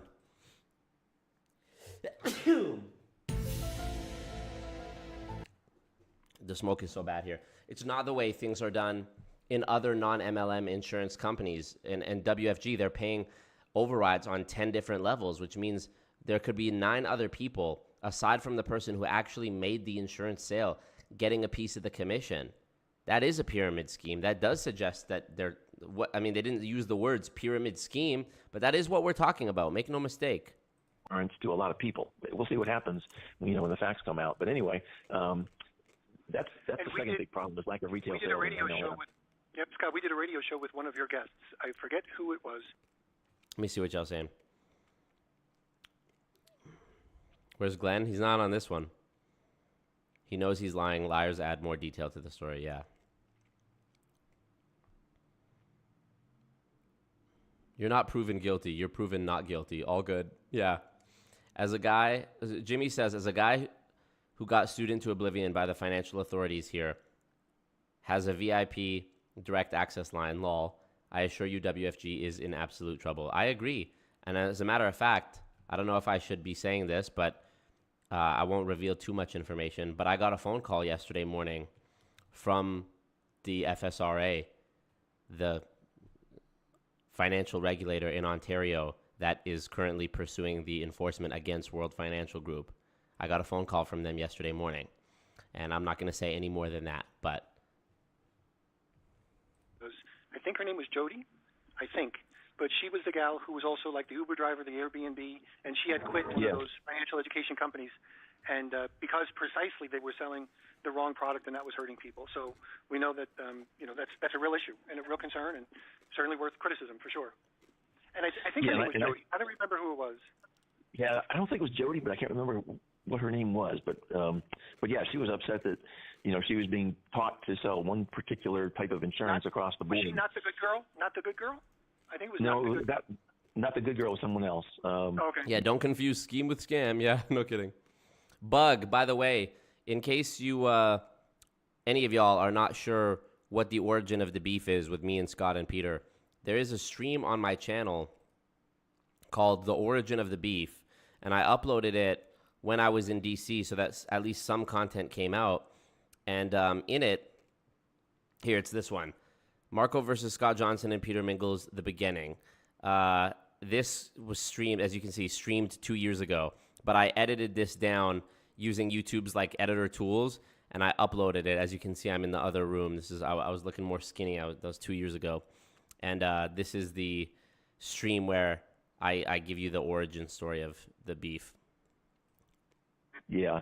And she was a little further back, I think, in time. Okay. No, it's okay. But you're right. And I think probably why these people are being, encouraged to sell this particular policy is it's more lucrative, from the sales agent's point of view. You're not looking out for your customer, you're looking out for yourself by selling this permanent or whole life insurance that costs more money. And, because what insurance companies do with this money, especially when you buy a whole life or permanent type policy, is they have investors. And what they do is they take this money that you're giving them, and it's a lot more than term insurance for the same coverage. They're investing it. And that's the whole thing of permanent whole life is you're paying them more money, but the people behind the scenes in the insurance company are actually investing that money and making it grow. And of course, they're taking their cut. No insurance company is, doing this for charity. And so they're taking their cut, but they're also, growing your nest egg for the future. The problem for most people is they're not making enough money to really pay for that type of insurance. They really should be getting term in most cases, unless you're making more money and so forth. Term is generally what's recommended as the way to go, is my understanding. I'm not an insurance guy either, but, doing a little bit of reading, that seems to be, what people are recommended to do by like financial advisors and, people who are not insurance salesmen, because an insurance salesman is going to sell insurance and they're going to try to make the most money they can. And you just have to watch yourself anytime you're dealing with somebody that does something all the time and you don't, they have an advantage. Okay, I don't care what it is. It could be fixing your car. It could be insurance. It could be anything. But if you're dealing with somebody that does something all the time and you don't do it very often, they have the upper hand. And so you have to watch them closely. And there's some good ones out there, by the way. They are going to look out for you. They are going to treat you fairly. They do want a good reputation. But there's always the bad apples, as they say. So anyway, I just wanted to kind of give an overview of that. And, what up, Alex? Glad you could make it, bruh. And I'm sure Narco is very curious. Where's this nail in the coffin, bro? It's 23 minutes into your 90-minute show. What's up? Curious, why retail sales are important as far as showing a legitimate MLM. And Narco, I've talked about it several times, so go back and listen to some shows. Why not review? You are wrong. These guys are not experts. These guys are idiots. And I go into that in quite some detail. It's also detailed on my website. So, do a little bit of reading, Narco. You like to, make your mouth move, but you don't like to get much information. So. Boring. So, anyway, I'll stop right there, Peter. Welcome if you have back, any comments, then I'll get into, what we want to get into this week. Yeah, drop the boom. All good stuff. All good stuff. So I'm not sure where you want to start, but I want to kind of at least touch on the idea that Glenn was on our previous radio shows and has been really pushing to be a moderator and or have us do a live broadcast or any kind of a broadcast with Marco. So I have some ideas about that. So if I can, I'll interject those now, and then we can throw in some other stuff. Go right ahead. Ooh! So you're saying it could happen, Scott? I mean, Peter, let's go. Shut up, bitch. I would love that. Let's get it. Let's get it. You have some ideas. Let's go. Go right ahead. So go right ahead. Glenn seems like a good guy. We never met him personally, but on a radio show a lot of times we have a lot of common ground about a lot of things. So we picked Glenn because, we trust him, and we wanted to, he wanted to debate Marco's conference, saying it was the best thing he's ever heard. So we said, okay, well, we disagree with that. There's some parts in there that, are neutral or even okay, and there are other parts that, quite honestly, I couldn't even believe came out of his mouth, being called an expert, or being at an anti-MLM conference who had his, either his script, if you will, reviewed or applauded after the fact. So we were talking a little bit about stuff, and Glenn says, why don't you interview this guy? It'd be really good for views. I'm not worried about views. This is not how we no shit. How we do things. So I'm not worried about views. Marco lies. My biggest problem, Marco lies. He doesn't know how to tell the truth. So I'll use some examples, Scott. You can, pile on if you want to. But it started even with the very first phone call that he made to me. He told me his name was Marcos, not a big thing. And he also told me he was a friend of yours. He was been chatting back and forth with you. Recapping. And he was looking for your phone number. And he wanted me to give your phone number out on a live broadcast on a YouTube channel. Well, that's just uncalled for, unprofessional, and a whole bunch of other things. So I didn't give out. You wouldn't have talked to me any fucking ways, Peter. That's 2 years ago. Let it go. The cat's out of the bag. Y'all know who I am. Let's go. About your number. But then he also told me that he was interested in learning a little bit more about MLM and carried on for about an hour. And he'll have his version of the story, but he basically carried on for about an hour. And then towards the end, he said, I'm in a one-way or a one-party state. I don't need your consent. I've been recording this. I've been broadcasting this. A rather dickish move, if you will. I gave him an hour or an hour and a half on 1 a.m. to about 2 a.m. on Easter Sunday morning while my granddaughter was visiting. And because she... Whose fault is that? You stupid old fuck. Staying on the phone, getting on a phone call with a stranger to talk about MLM at 1 in the morning? You are a loser, Peter. Why would you ever do that? Regardless of who I was. That's secondary to you even answering the fucking phone, bro. Goofball. She was sleeping. I said, this guy says he knows Scott, and I'll give him the benefit of answering some questions. I'll be a nice guy. Now, he lies. He'll say things like I was trying to sell leads. It never came up during the conversation at all. I was trying to answer some of his questions. Then he called us a fucking idiot. So that's not a lie. He called us a fucking idiot. So I'm just kind of leaving that as that. That's not a lie? I'll agree with you there. But he lies about that conversation. And then he goes on and says he only called me once. And it was kind of like a prank. And anybody that's ever listened or went to AlwaysMarco.lol realizes they can hear. I like how he's bitching about losing an hour 2 years ago when it's like, bro, you've been wasting an hour and a half every week for the past 2 years since then talking about me. Here, recorded voicemails of Marco having called me. Play it. So he's called multiple times. Play him. And some of them are quite vulgar. But, you know, he's an asshole, so we'll just leave it at that. But to say that he's only called me one time is totally wrong. He's called multiple times. Sometimes, Scott, even on our radio shows, we said, here he goes again. He's called 11 times in one day. This is true. I have called them 11 times in one day. Probably more than that, honestly, while they're on their show. Because there was one time, oh my God, this was such a classic moment. We were on stream, live, listening to their show while they were live. So I was hearing a live feed of it and rebroadcasting it to my audience. And I called them, and Peter, I think, still had like a home phone that sounded like one of those old-timey like rotary phones, and it was like in the background ringing. And every time I would ring it, you would hear in the background of their show live the phone ringing. And I just kept calling and calling and calling and calling to interrupt their show and have the noise going off in the back. He was so pissed. And so from now, I think he's put that phone in a different room now so that I can't interrupt. But boy, that was fucking funny. Whether we're on a radio show or not, maybe he's on one of his radio shows. So he can't even tell the truth about how many times he's called. Next, Glenn mentioned something about his math test. Marco cheated on the math test. And this is where Glenn dropped down a couple of pegs on my part.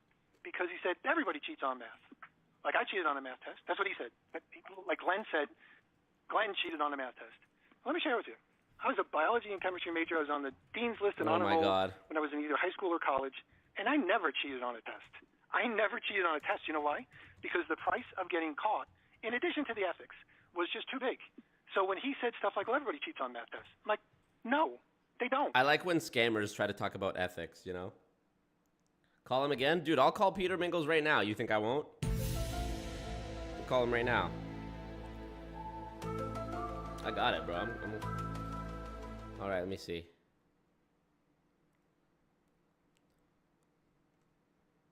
Where is he? Calls. Let's go. Here it is. Here he is. Let me call him. 386. It's the 386 number. Let me call him. He for sure has my number blocked, but... You heard the phone last show? It's still there? Oh, I love that. Marco's a vulgar 13-year-old girl, yep. This is so cute. Call him again now. We need that clipped.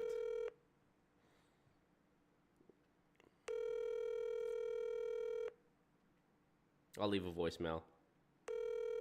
He'll play it on the next show.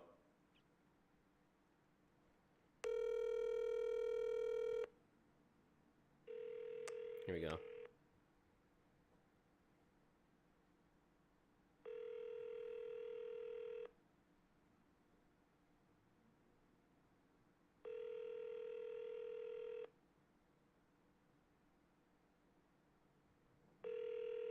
Rings 100 times, like a true old boomer. Is it just gonna go forever? This is his way of getting me back.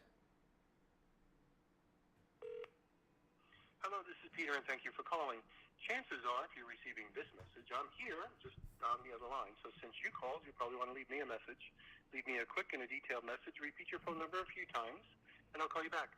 So again, please repeat your phone number a few times. Leave a quick and a detailed message. I'll speak to you soon. Thank you. At the tone, please record your message. When you've finished recording, you may hang up or press 1 for more options. Peter! Hey, Ming, it's your old friend, your old buddy, your old pal, always stupid Marco the Narco Moocha Bear, a.k.a. Marco, a.k.a. AlwaysMarco. Just wanted to call in, say I hope you're doing well, hope the family's good. Wondered if you ever found your chainsaw that your son pawned off. Hopefully he's not doing that bad stuff anymore. But, hey, let's get Glenn to moderate and mediate this conversation between us. I don't know why you guys are so scared. You know I love you. We're kind of a team. It's like we need each other in a way, you know? At least that's how I feel. Anyways, bud, love you. Hope you're doing good.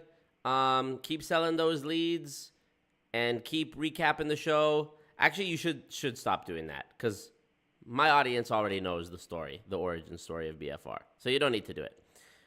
All right. Love you, buddy. Talk to you soon. Mwah. There we go. He'll definitely be playing that on the next show. He's going to be so angry. Have you seen my chainsaw? Glenn, the idea that you're admitting that you cheated on math tests doesn't necessarily impress anybody. People that have integrity don't cheat on tests. That's just the bottom line. Now, I know Marco's goons on his little chat on his YouTube channel are going to be sitting there, smiley faces, crying out loud, you know, people doing whatever. Oh, I always cheated too. I must be an asshole is what they're going to write. Yeah, you are an asshole. You cheated on a test. You know, so the reality is that people that are academic students that care about their education don't, you know, openly cheat. But that's another lie. So he lied before. You know, he's lied about grocery stores. He's lied about, you know, taking the money back from the telephone company when he called me and realized it was a landline and he wasn't going to be covered. So he scams telephone companies. He scams airlines, either small or big. You know, is it okay that you just kind of get over? The guy is a liar. He's a perpetual, pathological, sociopathological liar. So why in the world would I Run it. But I want to talk to this guy in an open debate. He twists everything. Here's another one, Scott. He constantly, when he references his cheerleader, he was having sex with a cheerleader. His story, having sex with a cheerleader when she...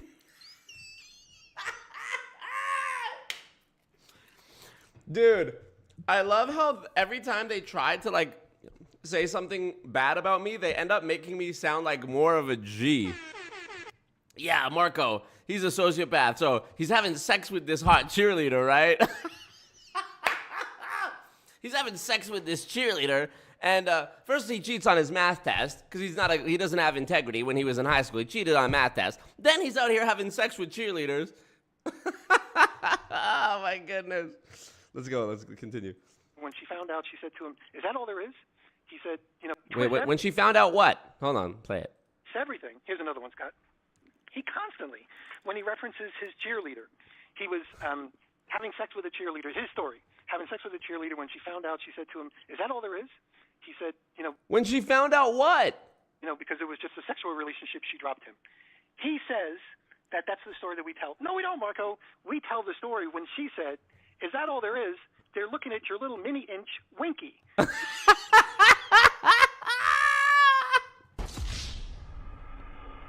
Oh, we got Winky on the bingo. Oh, dude. Some of you guys on your bingo sheet, you will see Peter describes an emoji when he was saying the smiley faces in the chat. Check that one off. Oh, my God. His mini inch? Dude, he's so flustered. Okay. Let me see. This little chat lives in his head rent-free. So true. So true, frankly. Oh, my God. Oh, my God. So he's having sex with this cheerleader, and it was just a sexual relationship. Thank you? Like, what do I say to that? What do I say to that? Yeah. Yeah, I guess I'm a pimp. I don't know. Oh, my God. Oh, my goodness. So Marco is out here slinging that schmeat in the streets and, you know, not committing to any gal. What a loser. So Marco's taking creatine now, and he's looking a lot bigger and stronger. What a fucking loser. Like, well, okay. My Winky. 60-year-old man talking about my Winky. Inch Winky. That's what she was saying. Okay, hold on. That all Gotta rewind. My mini-inch Winky. Love it. All right. He's a pathological liar. Also, Peter uses examples from years ago, even though he listens to hours of Marco a week. Dude, don't even take it to heart, y'all. Just, you can't make this shit up. This is the best show on YouTube. I swear to God. Nowhere else does it happen like this. The beef. Oh, my God.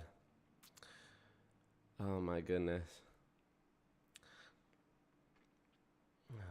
by the way, what the relationship they're referring to wasn't a purely sexual relationship, but I'm just saying the way they describe it, they try to like talk down, but they end up making it sound more lit, whatever the thing is I was doing.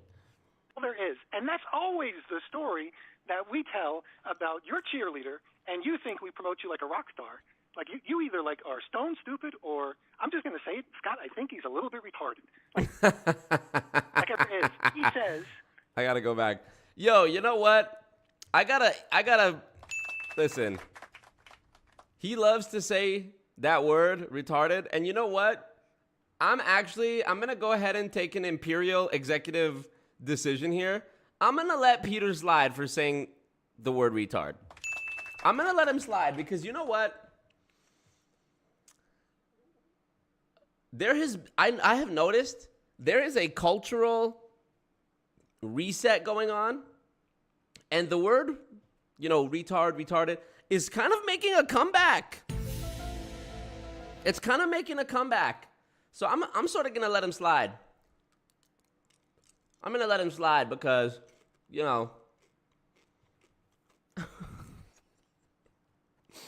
sorry, I got to listen to this. That's the story that we tell. No, we don't, Marco. We tell the story. Does this count as unintentionally homoerotic? Yeah, I'm gonna add that for sure. When she said, "Is that all there is?" They're looking at your little mini-inch winky. Your little mini-inch winky. That's what she was saying. Is that all there is? And that's always the story that we tell about your cheerleader, and you think we promote you like a rock star. Like, you either, like, are stone stupid, or, I'm just going to say it, Scott, I think he's a little bit retarded. Like, I really do. I think he's retarded. Next, because he can't remember his lies relative to the MLM conference. I mean, I can go on and on for just, for hours, but in reference to the MLM conference, he said he was invited. No, he wasn't.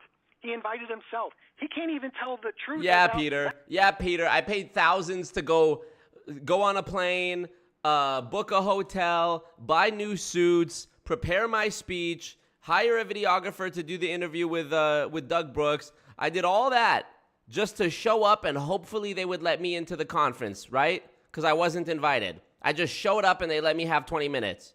Make it make sense. That. He can't even say I invited myself. No, every time he's on his radio show or his YouTube channel, he says things like, I was invited by. No, you weren't, Marco. Now, some people might say, what's the difference? The difference is integrity. The difference is this guy doesn't tell the truth about anything. Why in the world would I want to be on a live radio show with him?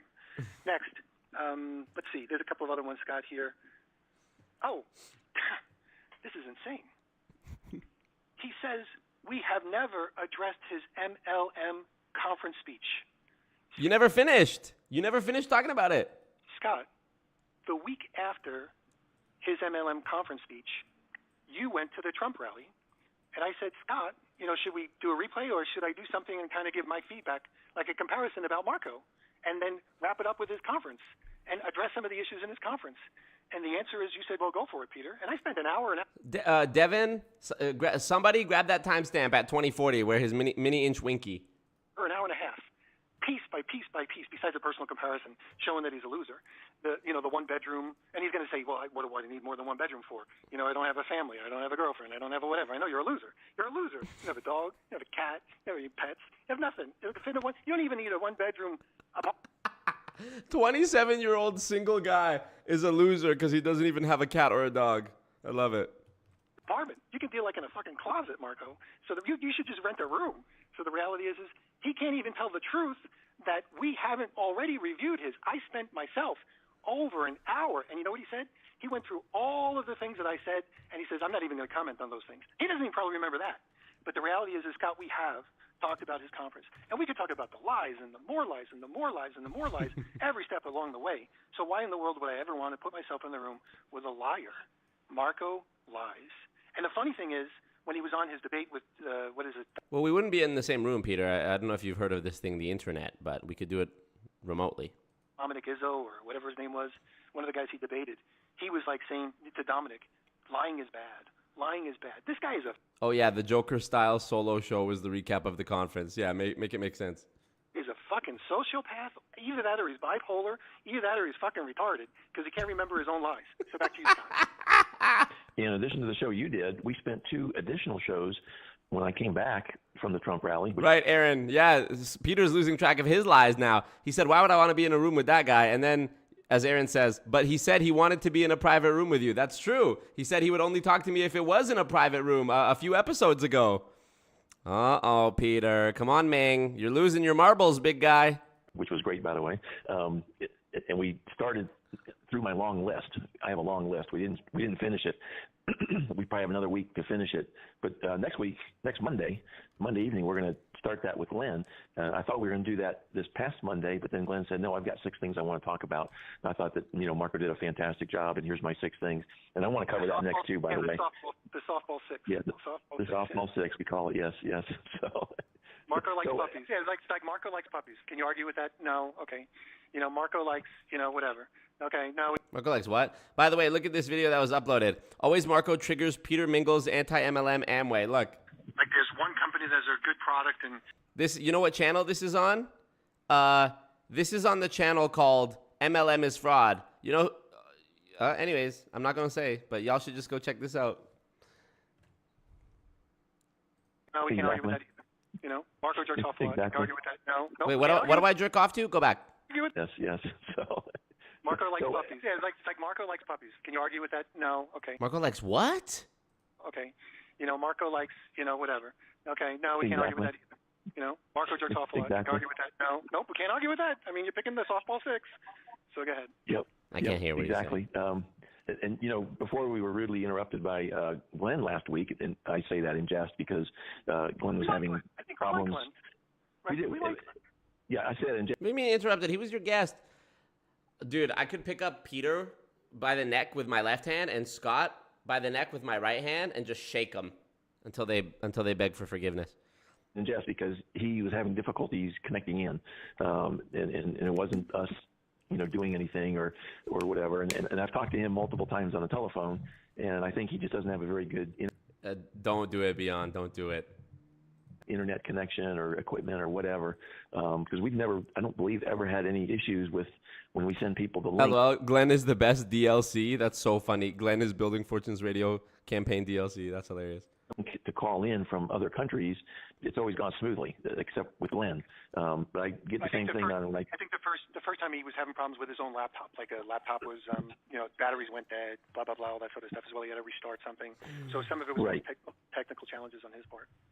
Yeah, and we've talked on Facebook before where, he just drops out. And I don't know if it's his computer or his internet, but, we have to reconnect and so forth. So it's nothing against Glenn at all. It's just, the nature of, when you're trying to connect in the internet, especially if you're in Australia, on the other side of the world, literally, sometimes there's issues. So it's not a big deal.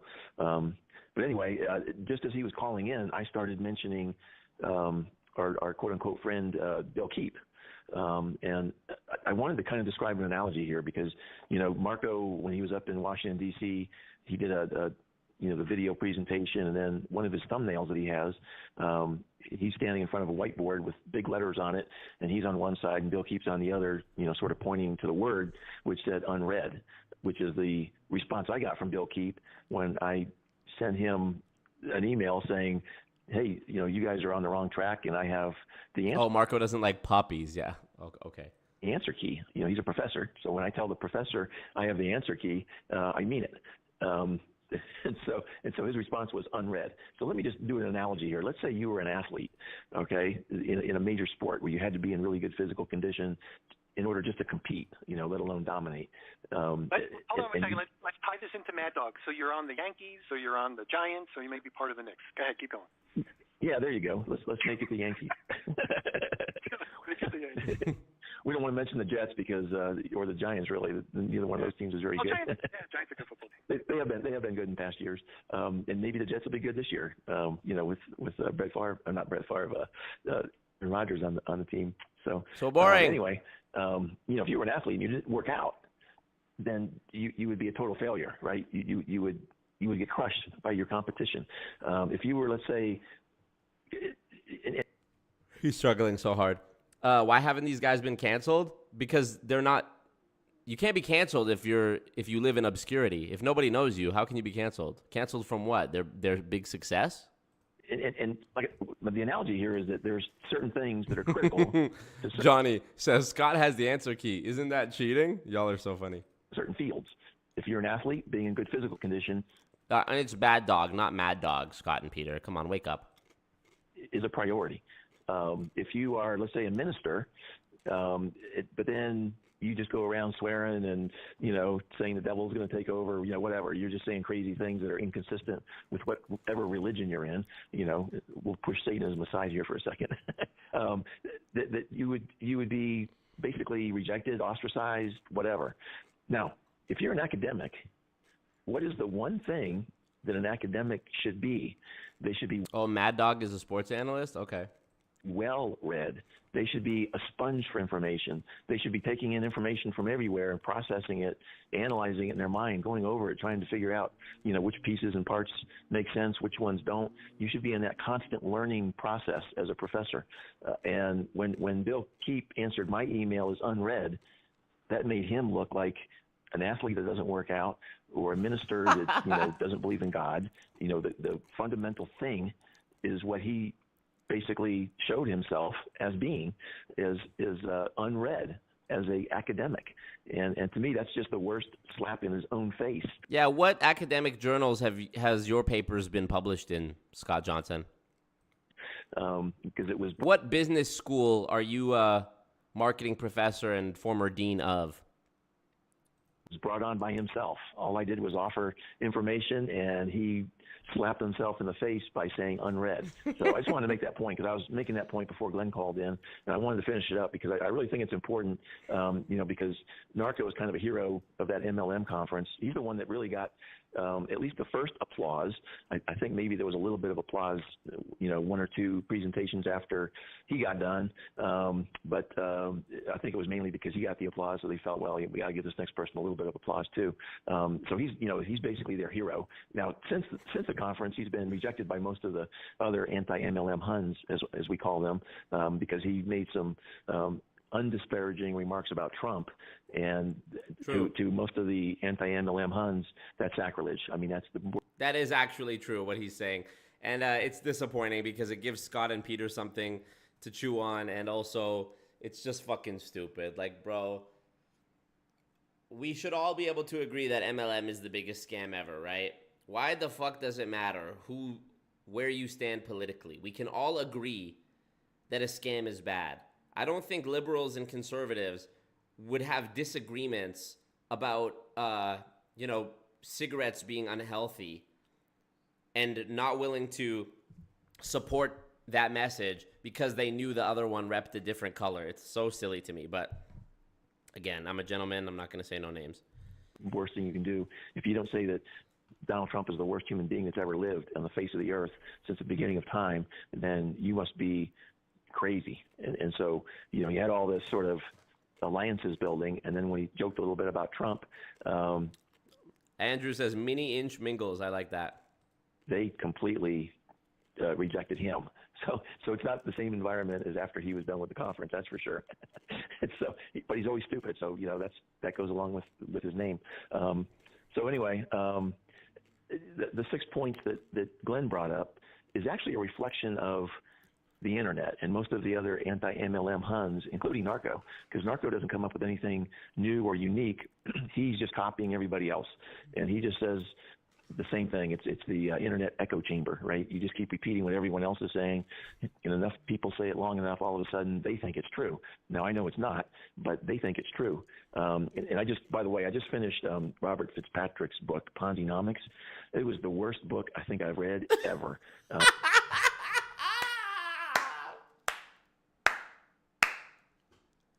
The worst book ever! Oh my God. Ponzi-nomics. As far as I know, the only book that accurately covers the entire history of MLM from its very, very beginning in detail and explains away every logical fallacy and every issue with it. Quite literally, the book is the Bible for anyone who wants to learn about multi-level marketing. If you are anti-MLM, it is the Bible. And him saying, that's how you know he just is opposition for opposition's sake. You know, it is the worst book I ever read. First of all, Scott, let's not act like you can read. Secondly, what a stupid thing to say. I know why he thinks it's the worst book he's ever read, because Robert Fitzpatrick says something. He doesn't even say something about Peter. He just says, he mentions Peter Mingle's name. Peter Mingle's name is in the book in a not good context, which is not an opinion-based context. It's just factual reporting. And I bet you that hurt Scott Johnson. So, wow, let's check it out. I can't believe he hadn't even read it up until this point, because he's asked Robert Fitzpatrick to be on their show several times. By the way, y'all, 200 people watching, only 160 likes. Go ahead. Thumbs up the ting. Thumbs up the ting. All of a sudden, they think it's true. Now, I know it's not, but they think it's true. And I just, by the way, the same thing. It's the internet echo chamber, right? You just keep repeating what everyone else is saying. And enough people say it long enough, all of a sudden, they think it's true. Now, I know it's not, but they think it's true. And I just, by the way, I just finished Robert Fitzpatrick. Congrats, Kat, on your bingo. Patrick's book, Ponzinomics. It was the worst book I think I've read ever. It was full of errors. It was full of theories that have been totally debunked. And maybe in a future show we can talk about the book a little bit, but it was just terrible. And that's also revered in the anti-MLM land, mainly because it's the only book out there. You know, Robert Fitzpatrick was sort of the first guy to be on the scene as an anti-MLMer, and that's his only advantage, is he was the first, right? When you're the first, then you have an advantage. But the guy is way off track. He's been dodging me for, I think, at least 10 years now. He will not engage with me at all, and that's fine. You know, that's his choice. But anyway, Fitzpatrick gets the easy things right. Like, okay, what town was Dexter Yeager born in? Well, okay, you did a little bit of research there, Robert. You found a little town name. You know, congratulations. But it really is not an important point in the grand scheme of things. What he gets wrong is the big stuff. You know, he gets the easy stuff right, but he misses the big stuff. And so does most of the other. So stupid. I'm re-listening. I'm re-listening to Ponzinomics right now as well. And I know exactly the part that Scott's referencing here, where he's criticizing Robert, mentioning where Dexter Yeager is from and saying that that's not an important point. Well, Scott, I know you're too stupid to understand this, but the reason Robert mentions where Dexter Yeager is from in the book, for those of you who don't know, Dexter Yeager was the biggest Amway distributor ever. He's one of the creators, or the sole creator, of the Amway tool scam that Scott is so obsessed with, selling books and tapes and whatever. The reason it's of relevance to mention where he was from or speculate on where he was from is because Dexter Yeager was notorious for not telling the truth about his backstory. They would all have some fantastical rags to riches story, so nobody really knows the true backstory of Dexter Yeager. That's the relevance of it, is to show that he has created his own story, like the Joker in the comic books, where you don't actually know who he is or where he came from, so that he has a blank check to say whatever he wants and make himself seem as credible as he wants to seem. That's the relevance of it.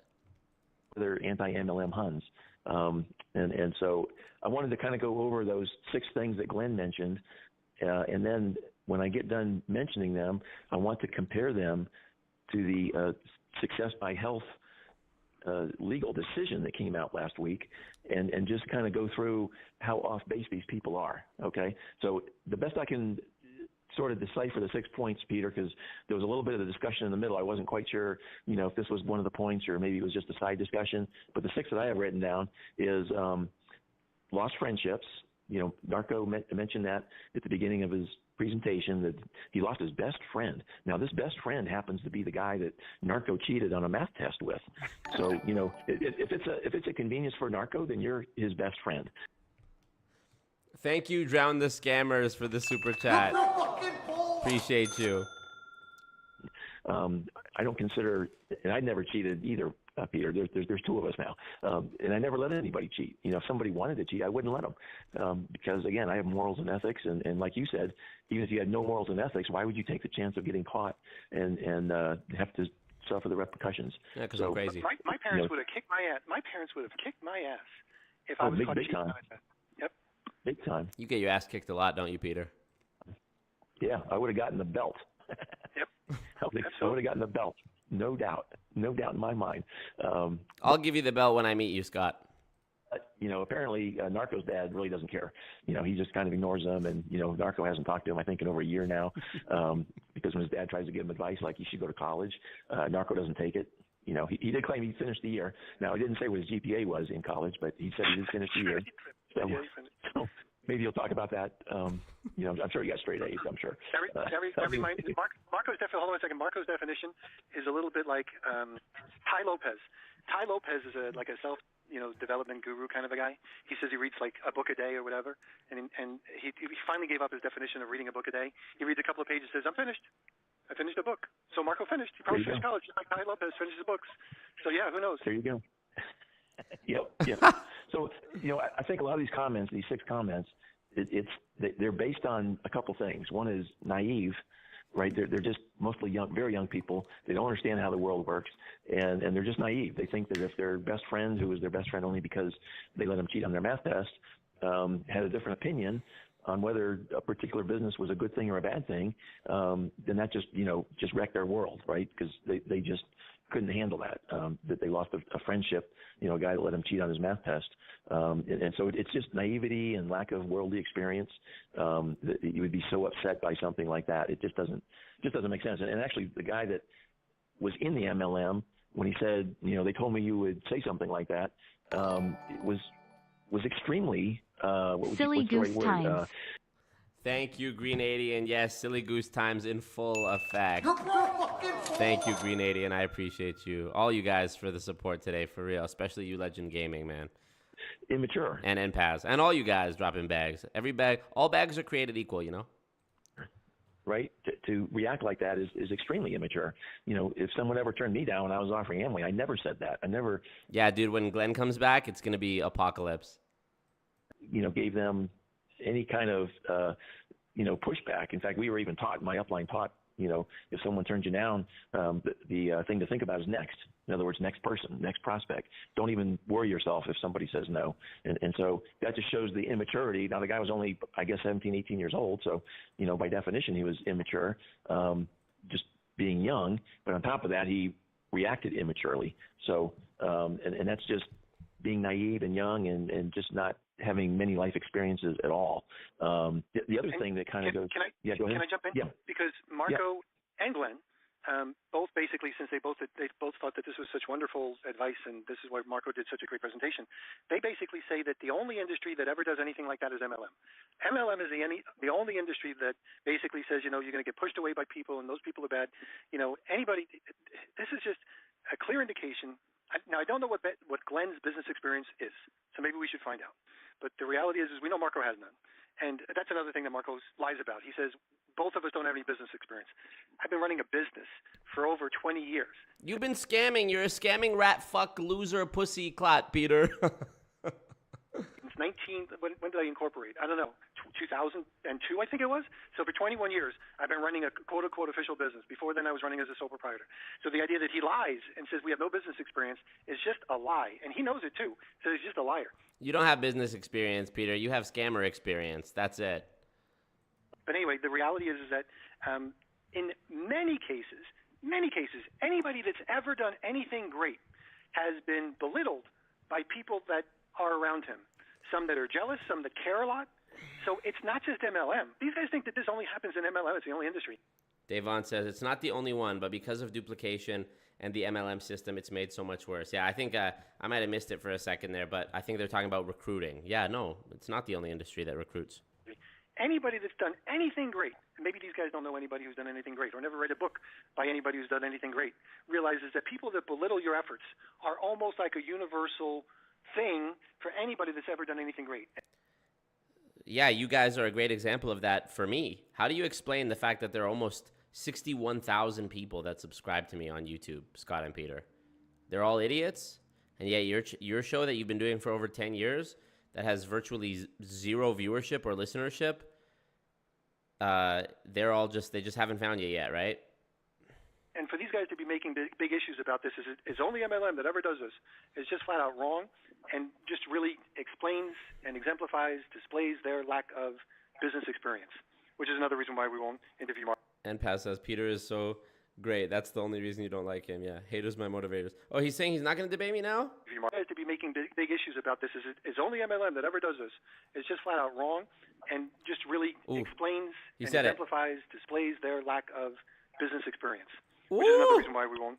I got a bingo. Flat out wrong. Got me the bingo. Diagonally. Oh, never mind. I missed this one. Never mind. I didn't get a bingo. My bad. Let me go back here. Marco's obviously great. Yeah. All right, let's continue. Interview Marco, because you can't really interview people that are that stupid. So he said he's not going to interview me. That's a shame. Back to you, Scott. Yeah, he's stupid and he's a liar. It would just be a waste of time. Now, interestingly, you mentioned that. It kind of reminded me, I've got a 4-book series that I bought while I was in Amway. They weren't all at the same time, but they were written by a guy by the name of Andy Andrews, who coincidentally is on my YouTube page. And let me give my my YouTube page Facebook link out here. So it's facebook.com/ScottTexJohnson, ScottTexJohnson. And if you go to there, you'll see the links to my YouTube, and on that YouTube is the only video actually, and it's Andy Andrews talking to There's my bingo right there, vertically. Says don't have a clue, or some variation of doesn't have a clue. A major function, and I'll just leave it at that. I don't want to get too much into that with our limited time. But he actually wrote 4 different books, and what he did was he sent letters to a bunch of famous people, probably hundreds of famous people, asking them, can you write a short letter back to me telling me about your struggles to become famous? And he said that a lot of them either turned them down or never responded, and the ones that did, he published. And they're all stories of overcoming obstacles. And so, like you say, if you think that MLM is the only place where you don't have, or where you do have obstacles, you're just naive or you're stupid. Now, I will say this, that the MLM world is probably got a higher percentage of those kinds of things. Yeah, I'm waiting for the nail in the coffin too, bro. He's stupid and a waste of time. Says the guy who has spent the last 5, 10, 20 minutes talking about, bro, who has spent 90 minutes talking about me every week. Going on than every other industry I know. But it's not like... Oh, bro, you guys just wait. I'm about to drop this interview with Doug Brooks, the lawyer who litigated the several class action lawsuits against Herbalife. Okay, Doug Brooks. He was a speaker on the conference as well. You can go look at that on MLMconf2023.com. Just Google MLM conference, you'll find it. And it's over an hour-long interview. I cannot wait to see Scott and Peter try to tear that down. Doesn't occur anywhere else. So I'll just leave it there. Now, the other thing besides being naive... By the way, y'all need to know, in case you're not familiar with Scott's background, this man lost $500,000 in his pursuit of the Amway dream. $500,000. Think about that. Adjusted for today's income, $500,000. There's this concept called puffery. Puffery is where you exaggerate or you make claims that are beyond what anybody would, not anybody, but a regular person, let's say, which does not include narco, it does not include most of the goons, that most people would just pass off as just a claim that really has no basis to it. Like if you say this is the best burger joint in town or the best burger joint in the world, well, that's opinion, and that's called puffery. How do you prove whether you're the best or not? And so puffery is just marketing, right? Now, MLM takes it to an extreme, I'll grant you that. But a lot of this is just puffery that is being complained about in MLM. It's not real legal issues. So anyway, let me just go through the 6. So there's a lost friendship thing. Then also direct sales is not MLM. The third one was not everyone can succeed. The fourth one is mindset training is endless. The fifth one is everything is going to collapse. And the sixth one is changing names. Sometimes MLMs change their name. So all 6 of those, I looked at, like I said earlier, I read the entire 131-page decision against Success by Health. And guess how many of these 6 showed up in the lawsuit? would you guess 0? You would be correct. So let me summarize the 131 pages. I mean, you're welcome to read it yourself. If you go to tina.org, TINA.org, you can find the Success by Health story, and there's a link in there that goes to the judge's 131-page decision. But if you don't want to read, like Narco doesn't like to read, I will summarize that decision in one statement: tool scams and lack of retail sales. If you read it, the whole thing, that's what it's all about. It's not about lost friendships. There's nothing in there about lost friendships. Now, I'm sure there were lost friendships in Success by Health, just like any other MLM or many other things. You know, you can have political disagreements and have a loss of friendship. There's all kinds of ways that you can have a loss of friendship. Sometimes you just split up and go different ways, and you never cross paths again. That's not really a lost friendship, but Scott, your point is completely moot, because I've even talked about this before, and I've said how in court cases involving MLM, they don't ever talk about people who have lost friendships because it's immeasurable, right? Like, you can't plot that on a graph, somebody's emotional or personal losses with relationships, the way you could with money or property. And that's all the court does, cares about, knows how to do, you name it. I think it's an important thing to talk about, but of course it wasn't mentioned in the decision against an MLM company. So you're just saying nothing right now. Surprise. You know, it's the same effect. You know, you go your own way and so forth. And so, again, it didn't show up in a lawsuit. I'm sure it happened in that MLM, but it didn't show up in a lawsuit. Direct sales is not MLM. Exactly, NPAS. It's not puffers. It's called lying. Well, that's just one of these things that, again, you know, Narco likes to get wrapped around the axle with explaining these things, and we went over that last week as far as the difference. Yes, Aaron, we are once again going over the 6 points they agreed with the other day, but I noticed it was mostly Peter agreeing, and Scott stayed pretty much silent most of the time, which I'm guessing was a strategic move so that he could disagree without Glenn there to push back and disprove him and beat him with a greater logic this week. Very clever, Peter. I mean, Scott. Difference between direct sales and MLM, it's nothing that's, you know, profound in any way. But again, it's something that... Also, NPAS, great comment. So fucking cowardly to go through this without Glenn there. So true. Scott and Peter, you guys are such pussies. I actually hope we do meet in person one day. You guys will fucking stare at the floor the entire time. A lot of the other anti-MLM Huns just repeat over and over again, but it really has no bearing on the Success by Health lawsuit. Not everyone can succeed, duh. You know, we've gone over that in detail before too, Peter. I don't think I need to go over it again. You know, and again, it's just naivety and puffery. When someone says anybody can succeed, that means they have the potential to succeed. It's not that everyone will succeed. And that's, again, you know, if you're just a, you know, naive person that has no life experiences, then you'll totally believe that statement. And you'll say, aha, I gotcha. Well, guess what? That's puffery. So it's not anything that's legal. Now, the one thing that Success by Health got in trouble for was these massive income claims, you know, which is kind of similar to everyone can succeed, but not really the same thing, because once you start to quantify your claim, in this case it's dollars of income, that's where it becomes, it changes from puffery to lying. And that is legally actionable, and it was acted on in the Success by Health lawsuit. So, you know, just the generic statement, everyone can succeed, that's quite different than you will make X amount of dollars in X amount of time with this much effort, guaranteed. That is quite a bit different than everyone can succeed. The next one, mindset training is endless. Well, I don't know if you know anybody that, you know, operates at a high level in anything. A lot of them have ways that they stay positively motivated. I know that athletes do that all the time. You know, they have their own practices, whatever they do, whether it's reading books or it's, you know, just hanging out with people that have a positive outlook. Because if you, for example, let's say you're an athlete and you go into a game, you know, with a very downbeat attitude, well, what do you think should be your expectation to win? It's not going to be good. Is this so mindset training is actually... Is this what they taught you in Amway? Yeah, here, mindset training. Actually good. Oh, it's good. Okay. Now, where it becomes bad is when you get Amway tool scams and people are making most of their profit and pretending it came from Amway. That's where you cross the line. So the mindset training itself is not the problem.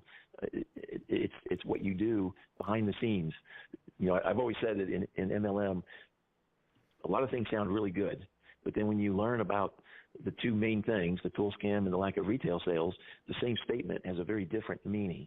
And so there's sort of the meaning that the upline and the company wants you to know, and then there's the meaning that they do not want you to know. And most people don't know the negative meaning until they understand what's going on behind the scenes. So it's not cut and dry. Marco likes to say, it's all or nothing. It's only this way. There's only one factor. It's 100 or 0. But life is not that way. There's a lot of gray in there. Now, they also mention everything is going to collapse. And again, that's marketing. That's one of those things where, depending on the time you're in, like the time right now, I'm sure what's being said in a lot of MLMs is, hey, the inflation is real high. You need to have a second source of income because the inflation is so high. You have to bring in more money so that you can pay the bills.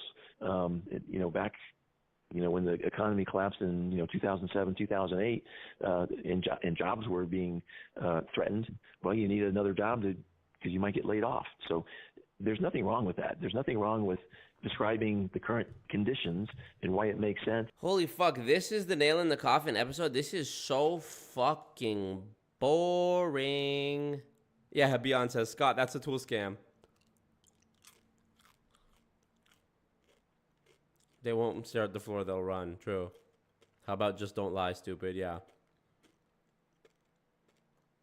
Glenn, you better listen to this, bro. Scott just learned how to read and he can't stop talking about it, right? I don't even think Scott knows what he believes. The nuclear reactors and the very hot water took a toll on his brain. Yeah, he works with nuclear reactors for his day job, by the way, y'all. It's not puffery. It's called lying. It's called fraud. Go to a judge and try to use the word puffery. He'll say, that's not a word. To have a business opportunity to help you get through that rough period. It causes people to think. Now, when you're being approached by a scam, of course, it's a whole different world. But as far as using the economic environment or whatever. Puffery is a word, but not a word that'll do anything for you. Let me just clarify before they go in on that. They're trying to attach themselves to when they're pushing the opportunity. That's just marketing. That's just sales. There's nothing evil in that. And so that was just another softball that was being thrown out there. And now the changing names, there's only been a few MLMs that I know of that changed names. But if you start looking at history, I can remember, you probably remember this too, Peter. Do you remember the old name for Nissan? Was it Toyota? Nope. It was Datsun. Oh, that's right. Yep, you're right. I'm sorry. Remember the Datsun 240Z or whatever? Yep. Absolutely. Yep. So they changed to Nissan. There's a lot of other examples that you can think of where companies have changed their name. Like Philip Morris became Altria. That was soon after I think they clamped down on the,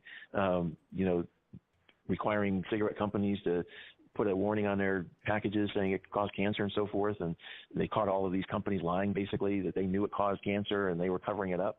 And so they changed names. There's been other companies that have changed names for a variety of reasons.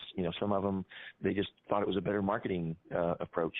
Some of them kind of had to because they got into legal trouble. Was it Toyota? What a fucking idiot. I think Amway did it, at least partially, because they were getting a bad reputation in the market, well-deserved, by the way, and they changed to Quickstar in North America, and then a few years later they changed back to Amway. So, it happens all the time with all kinds of companies, MLM or non-MLM, but I don't think there's any greater percentage of MLM companies that have changed their name compared to just the regular, broad market. So anyway, these are Datsun, that's the nail in the coffin. Softball questions, and none of them, 0, were really a factor in the Success by Health lawsuit. None of them. I even did some word searches. For example, I searched for the word chain, right? Because that's one of Robert Fitzpatrick's favorite phrases is endless chain, endless chain. And so I did a search for endless and for chain, and neither one of those was in the lawsuit at all. 0. There was none of it. And so all these things that are being harped on, that people are looking up to are just way off base. And the fundamentals, and if you read that 131-page decision, you'll see it's lack of retail sales and tool scams. That's it. That's the whole story. And so, and I have to make one quick comment too, because I think this is a thing that both the FTC and the judge don't understand. In fact, I'm probably going to write them an email. I bet. Pointing this out. He's going to write an email to a judge about a case that's already been settled, and he's not one of the parties involved in it. Make it make sense. talking to various distributors who, by the way, did not represent the company very well. I don't know why they picked them, because they really didn't have very much success in the company, and they didn't have a whole lot of retail sales. However, yes, you can check off Peter has tuned out on your card. Misunderstanding, both on the FTC's part and the judge, and we talked about this many times on the show, so it's not like this is news from our perspective. But they said, well, unless you have really strong retail sales, then it's an illegal pyramid. Well, they never quantify it, okay? And that's a mistake. You need to quantify things. You can't just say you have to have robust retail sales. You have to actually quantify it. And it's really kind of confusing, because when the FTC settled with Vima and Herbalife, they did quantify their retail sales. But in this lawsuit, that was not done. But again, the point is, you need to have... Yeah, exactly. Dotson didn't change their name to hide a bad reputation, and normal companies don't rename and rebrand out of deception to make Googling them and finding info on lawsuits and pyramid schemes tough. Exactly. Have, on average, for all distributors, as much retail sales as a minimum as you do your own personal household consumption of whatever it is. If you do that, it's considered a legitimate MLM. And that calculation was never mentioned in the lawsuit, unfortunately. And I think a lot of those people actually did have enough retail sales compared to their own personal consumption. Now, whether their downline did or not, I don't know. And that was never really brought I'm skipping ahead. Fuck it. out, consumption from one distributor to another. From what I can tell, from Success by Health, it doesn't make any difference. So they're really, they're doing it for views. They're doing it for, as Marco says, bag, money. But they're not helping the millions of people that are being scammed every year by MLMs. And so they don't have the right priorities. They're not prioritizing fixing it. In fact, let me just make this one last comment. I'll give it back to you. When Marco... I'm checking Scott talks about women because of the cheerleader thing, even though it was Peter who said it. When Narco finished doing his anti-MLM stuff a little over a year ago, one of the reasons that he gave for doing that was, well, what if I'm successful? What if all these MLMs get shut down because of me, because of my tremendous contribution to this effort? Then what would I do? I would put myself out of business. So, well, like I said before, these anti-MLM Huns, including Narco, they are the best thing that could ever happen to MLM, because the MLMs know that they're off base. And at least from a legal perspective, they're not doing any damage. They might be doing some benefit to some people that come across these squawkers and, waving their hands in the air and everything. That's a great point, Daniel. Thank you for reminding me. Last week with Glenn, he came back saying, sorry, I wasn't listening to any of your 6 points because I had to take a call. I remember now, yeah. Everything. There's probably some people that are being... I dare Scott to repeat this shit. Scott, I dare you to repeat this shit on Monday with Glenn. And help turned off to MLM scams, but their influence could be much, much greater if they would focus on the right things, including encouraging people to write to the FTC. It's ftc.gov and file a complaint. That's the number one thing that should be done, and it's really not being encouraged much at all. But I'll stop there. I could go on and on. I'll hand it back to you for any other comments, Peter. We are going to be able to talk a lot more of the specifics and the backroom deals with Success by Health on future radio shows. So I'll just leave it at that, because I know a lot more about the inside scoop about what happened, and we will talk about those things. But I want to focus on the stuff that we want to focus on right now on this radio show. So the bottom line is that Glenn is going to be back on Monday night. Is he going to be back on Monday? I should say, is he going to be back on Monday night at 9 p.m. again? I believe so, yes. Okay, so he's going to be here, and we're going to cover our topics of Marco, and we've even sent him in advance the topics that you highlighted, Scott, and we'll be able to address some of those things as well. I like to be able to have conversations. Marco is so great because Marco just kind of sits there and rolls his eyes and claps his hands and jerks himself off, and his goons love it when Glenn says, and Glenn's getting over on us, and Glenn's kicking our ass, and I think we're having a polite conversation with Glenn, and I don't necessarily think that agreeing to softball questions is like kicking our ass, but that's another thing. But we always welcome... It is, because y'all would only agree with my points when they were put to you by Glenn. When Glenn repeated what I said, you would agree with Glenn, who was agreeing with me. So you would agree with me by proxy, but not directly. Like, what a fucking pussy. Both you guys. And if that wasn't the case, y'all would have taken the time to agree with some of the shit I said in the past two months since I did the conference speech. Y'all watched it live more than 2 months ago in the middle of March. So the fact that it took 2 months and somebody else repeating it to you directly for you to go, yeah, I agree. I mean, Insane. Guests from Marco's, goons to be on our radio show, Scott. And I have a special announcement.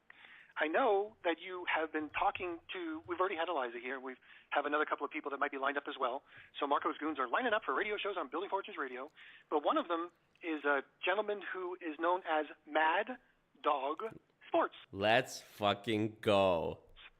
Now, I don't know what a Mad Dog Sport is, so I kind of checked on YouTube, and I found his channel, Mad Dog Sports. Seems like a New York guy, Already I like the guy, New York guy.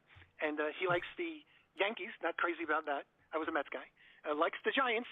I'm a huge Giants fan, and I'll see if we're on the same page, Mad Dog, if you can tell me the best New York Giant football player ever, period. And if it's not the one that I'm thinking, then we disagree, because that's like opinions. And then he likes, I think, the Knicks, like he says into basketball, and I think he likes even some other sports as well. So he says sometimes he catches Marco's thing live, sometimes he doesn't because he's doing his thing. So I don't know where I got this from, but I have a recording of somebody that I think might be Mad Dog Sport. Marco is so great. That's a drop. Yeah, somebody ping that. Clip that. So, Scott, can I play this just to give our Building Fortunes radio listening audience maybe who this might be? So I'm going to play this. This is in reference to the Yankees. Now, I just told you, I'm a Mets fan. I'm a Mets fan. Danny says, this is my favorite internet feud because it's so damn petty. So true. And Yankees suck. So I'm just saying that. That's my personal opinion. But those are opinions. Those are like fun things that people trash talk when they're talking sports. But let's go see if this is Mad Dog Sports. www.thekidfrombrooklyn.com. I went over to Yankee Stadium the other day. Went to the concession stand, ordered a hot dog, ordered a beer. The guy said $11. Put my hands up like this. Stood there for about 30 seconds. The cops come running over. What's the matter? What's the matter? I just got fucking robbed. $5 for a raw hot dog and $6 for a piss-warm fucking beer. Now, let me ask you a question. This fucking Steinbrenner, this cocksucker, he's got all the fucking money in the fucking world. Bad Dog in the chat answering Peter's first question about the player is Lawrence Taylor. He's got all the fucking Yankee tickets. He raised the prices way up. He's got the fucking Yes cable station. He's got every fucking thing. Now and Beth says he's a Mets fan because he likes losing. Oh, he's got to scalp the common working man. What are we listening to right now? The common working man for a fucking hot dog and a This is The Sopranos? fucking beer. $25 for a fucking Yankee cap, $50 for a fucking T-shirt. I mean, that's some fucking pair of balls.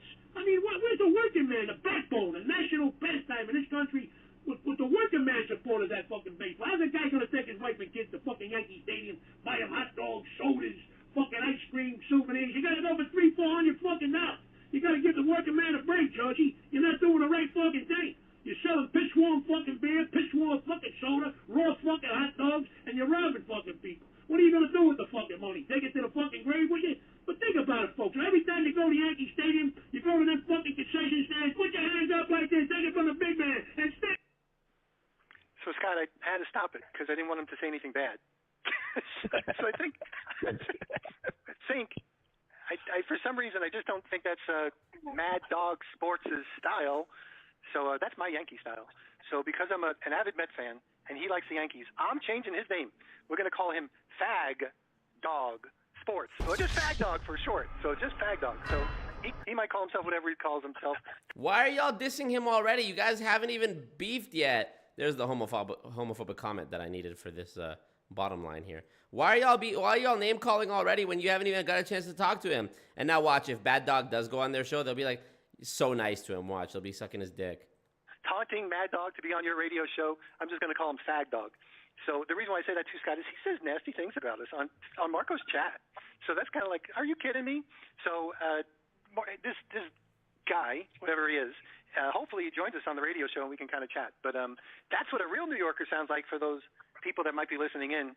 Well, why don't you sound like that then, Peter? You said you're a New York guy. So why don't you talk like this and go to the fucking game and go to third base and drink some coffee? Why don't you sound like that?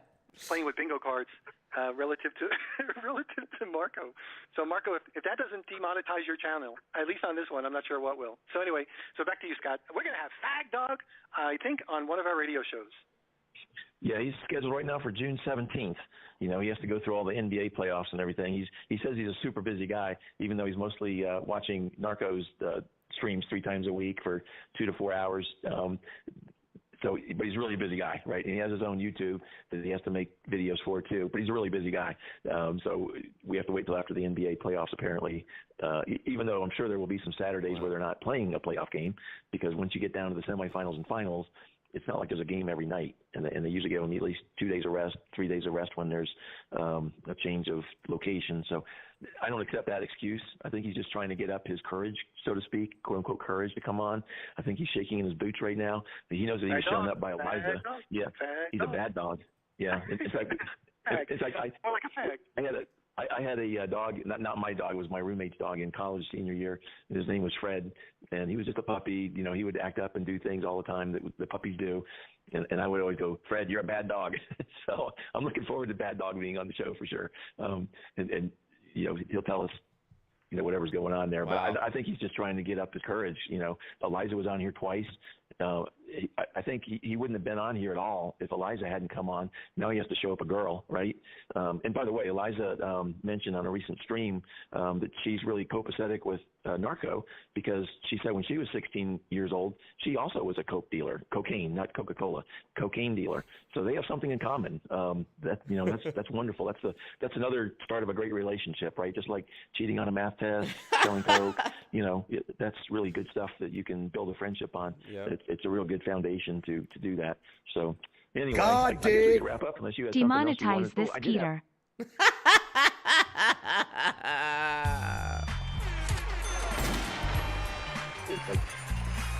So good. Thank you, Sugar Mama. I appreciate you. I know who you are. I know who that is. Thank you.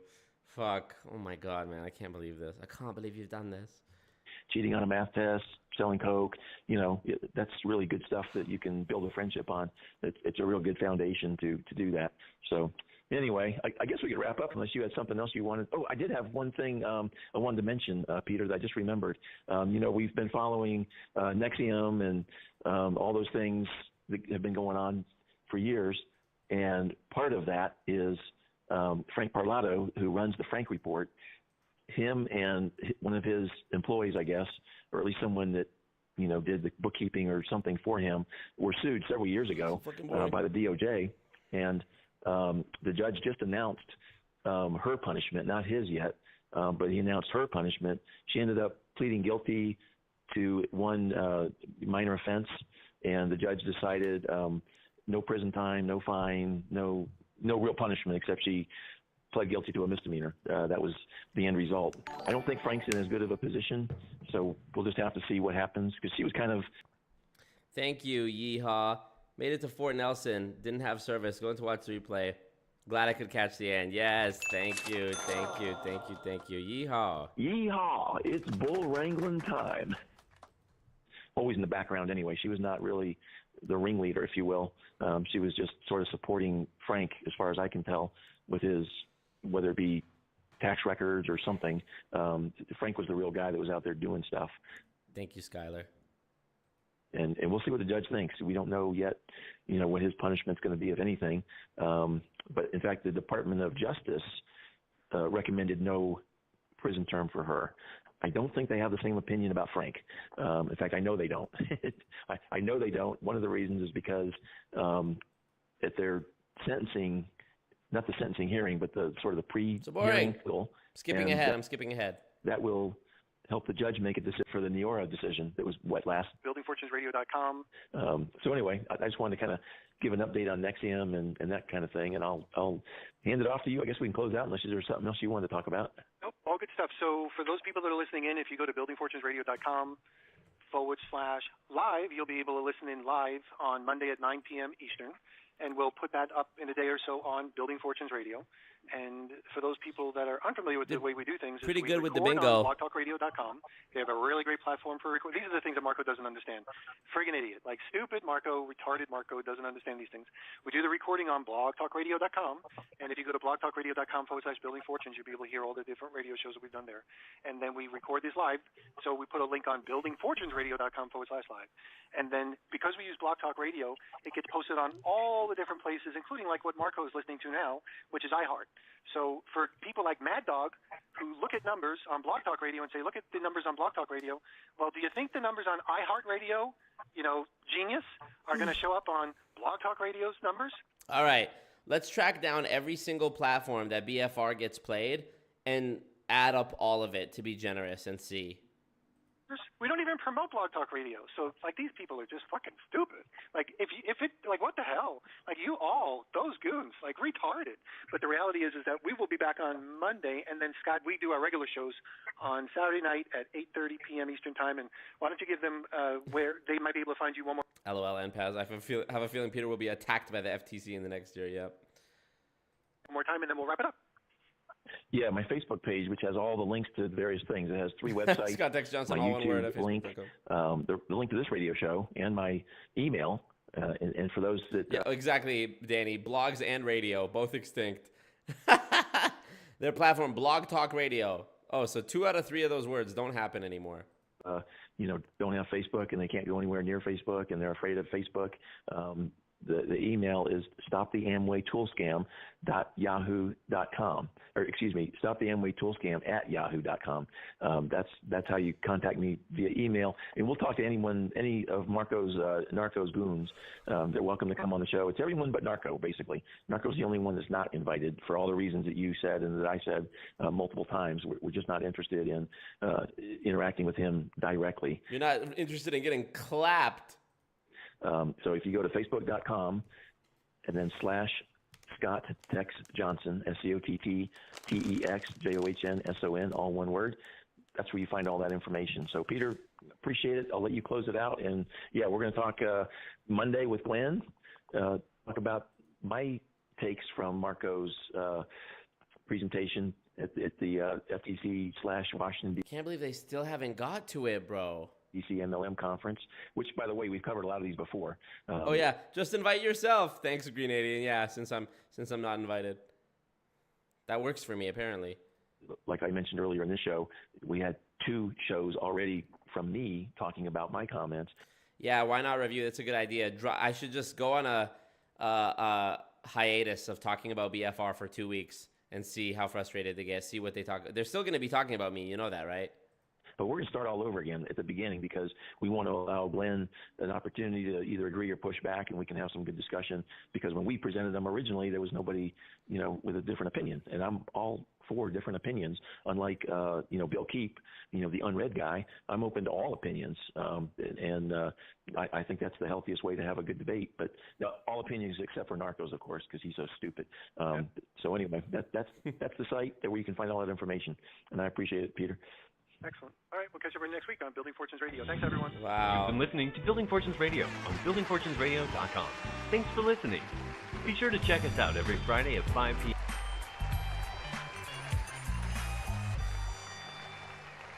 Absolutely insane, you guys. Literally. Can't even fucking make it up. Wow. Greenadian with the gifted memberships. Thank you, Greenadian. Gifting 5 memberships. And Illuminax, Catherine M., Jose Cabuco, Jonathan Flores, and Lauren all got them. Thank you so much, Greenadian. That's amazing. Wow, you guys. It's really insane. It's really insane out here. And Greenadian herself has been a member for 6 months. Thank you. Thank you, Greenadian. We love to see it. Thank you. All right, let's see. If it wasn't for you, these dudes would not be able to feed their families. I don't think they're obviously not making money from the show, but still. They have not stopped since April of 2021. That's true. They've been talking about me over 2 years now. Bad Dog, have you met this Mad Dog guy? Hilarious.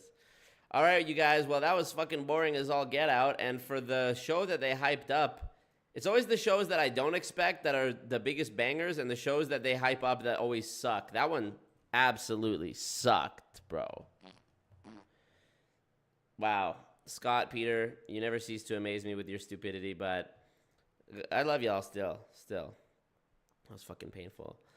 But yo, I'll see you guys in the Discord. I'm starting to get a headache. Like I said, the smoke, the air quality in Edmonton is so bad right now.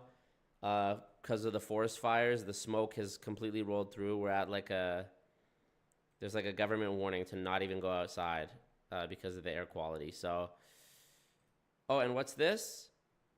What's this I just clicked? Tomorrow, temperature to reach record high. Okay, wow. High at 25 degrees Celsius. Oh, that's the highest it's ever been on a May 21st. Interesting. Since 1998.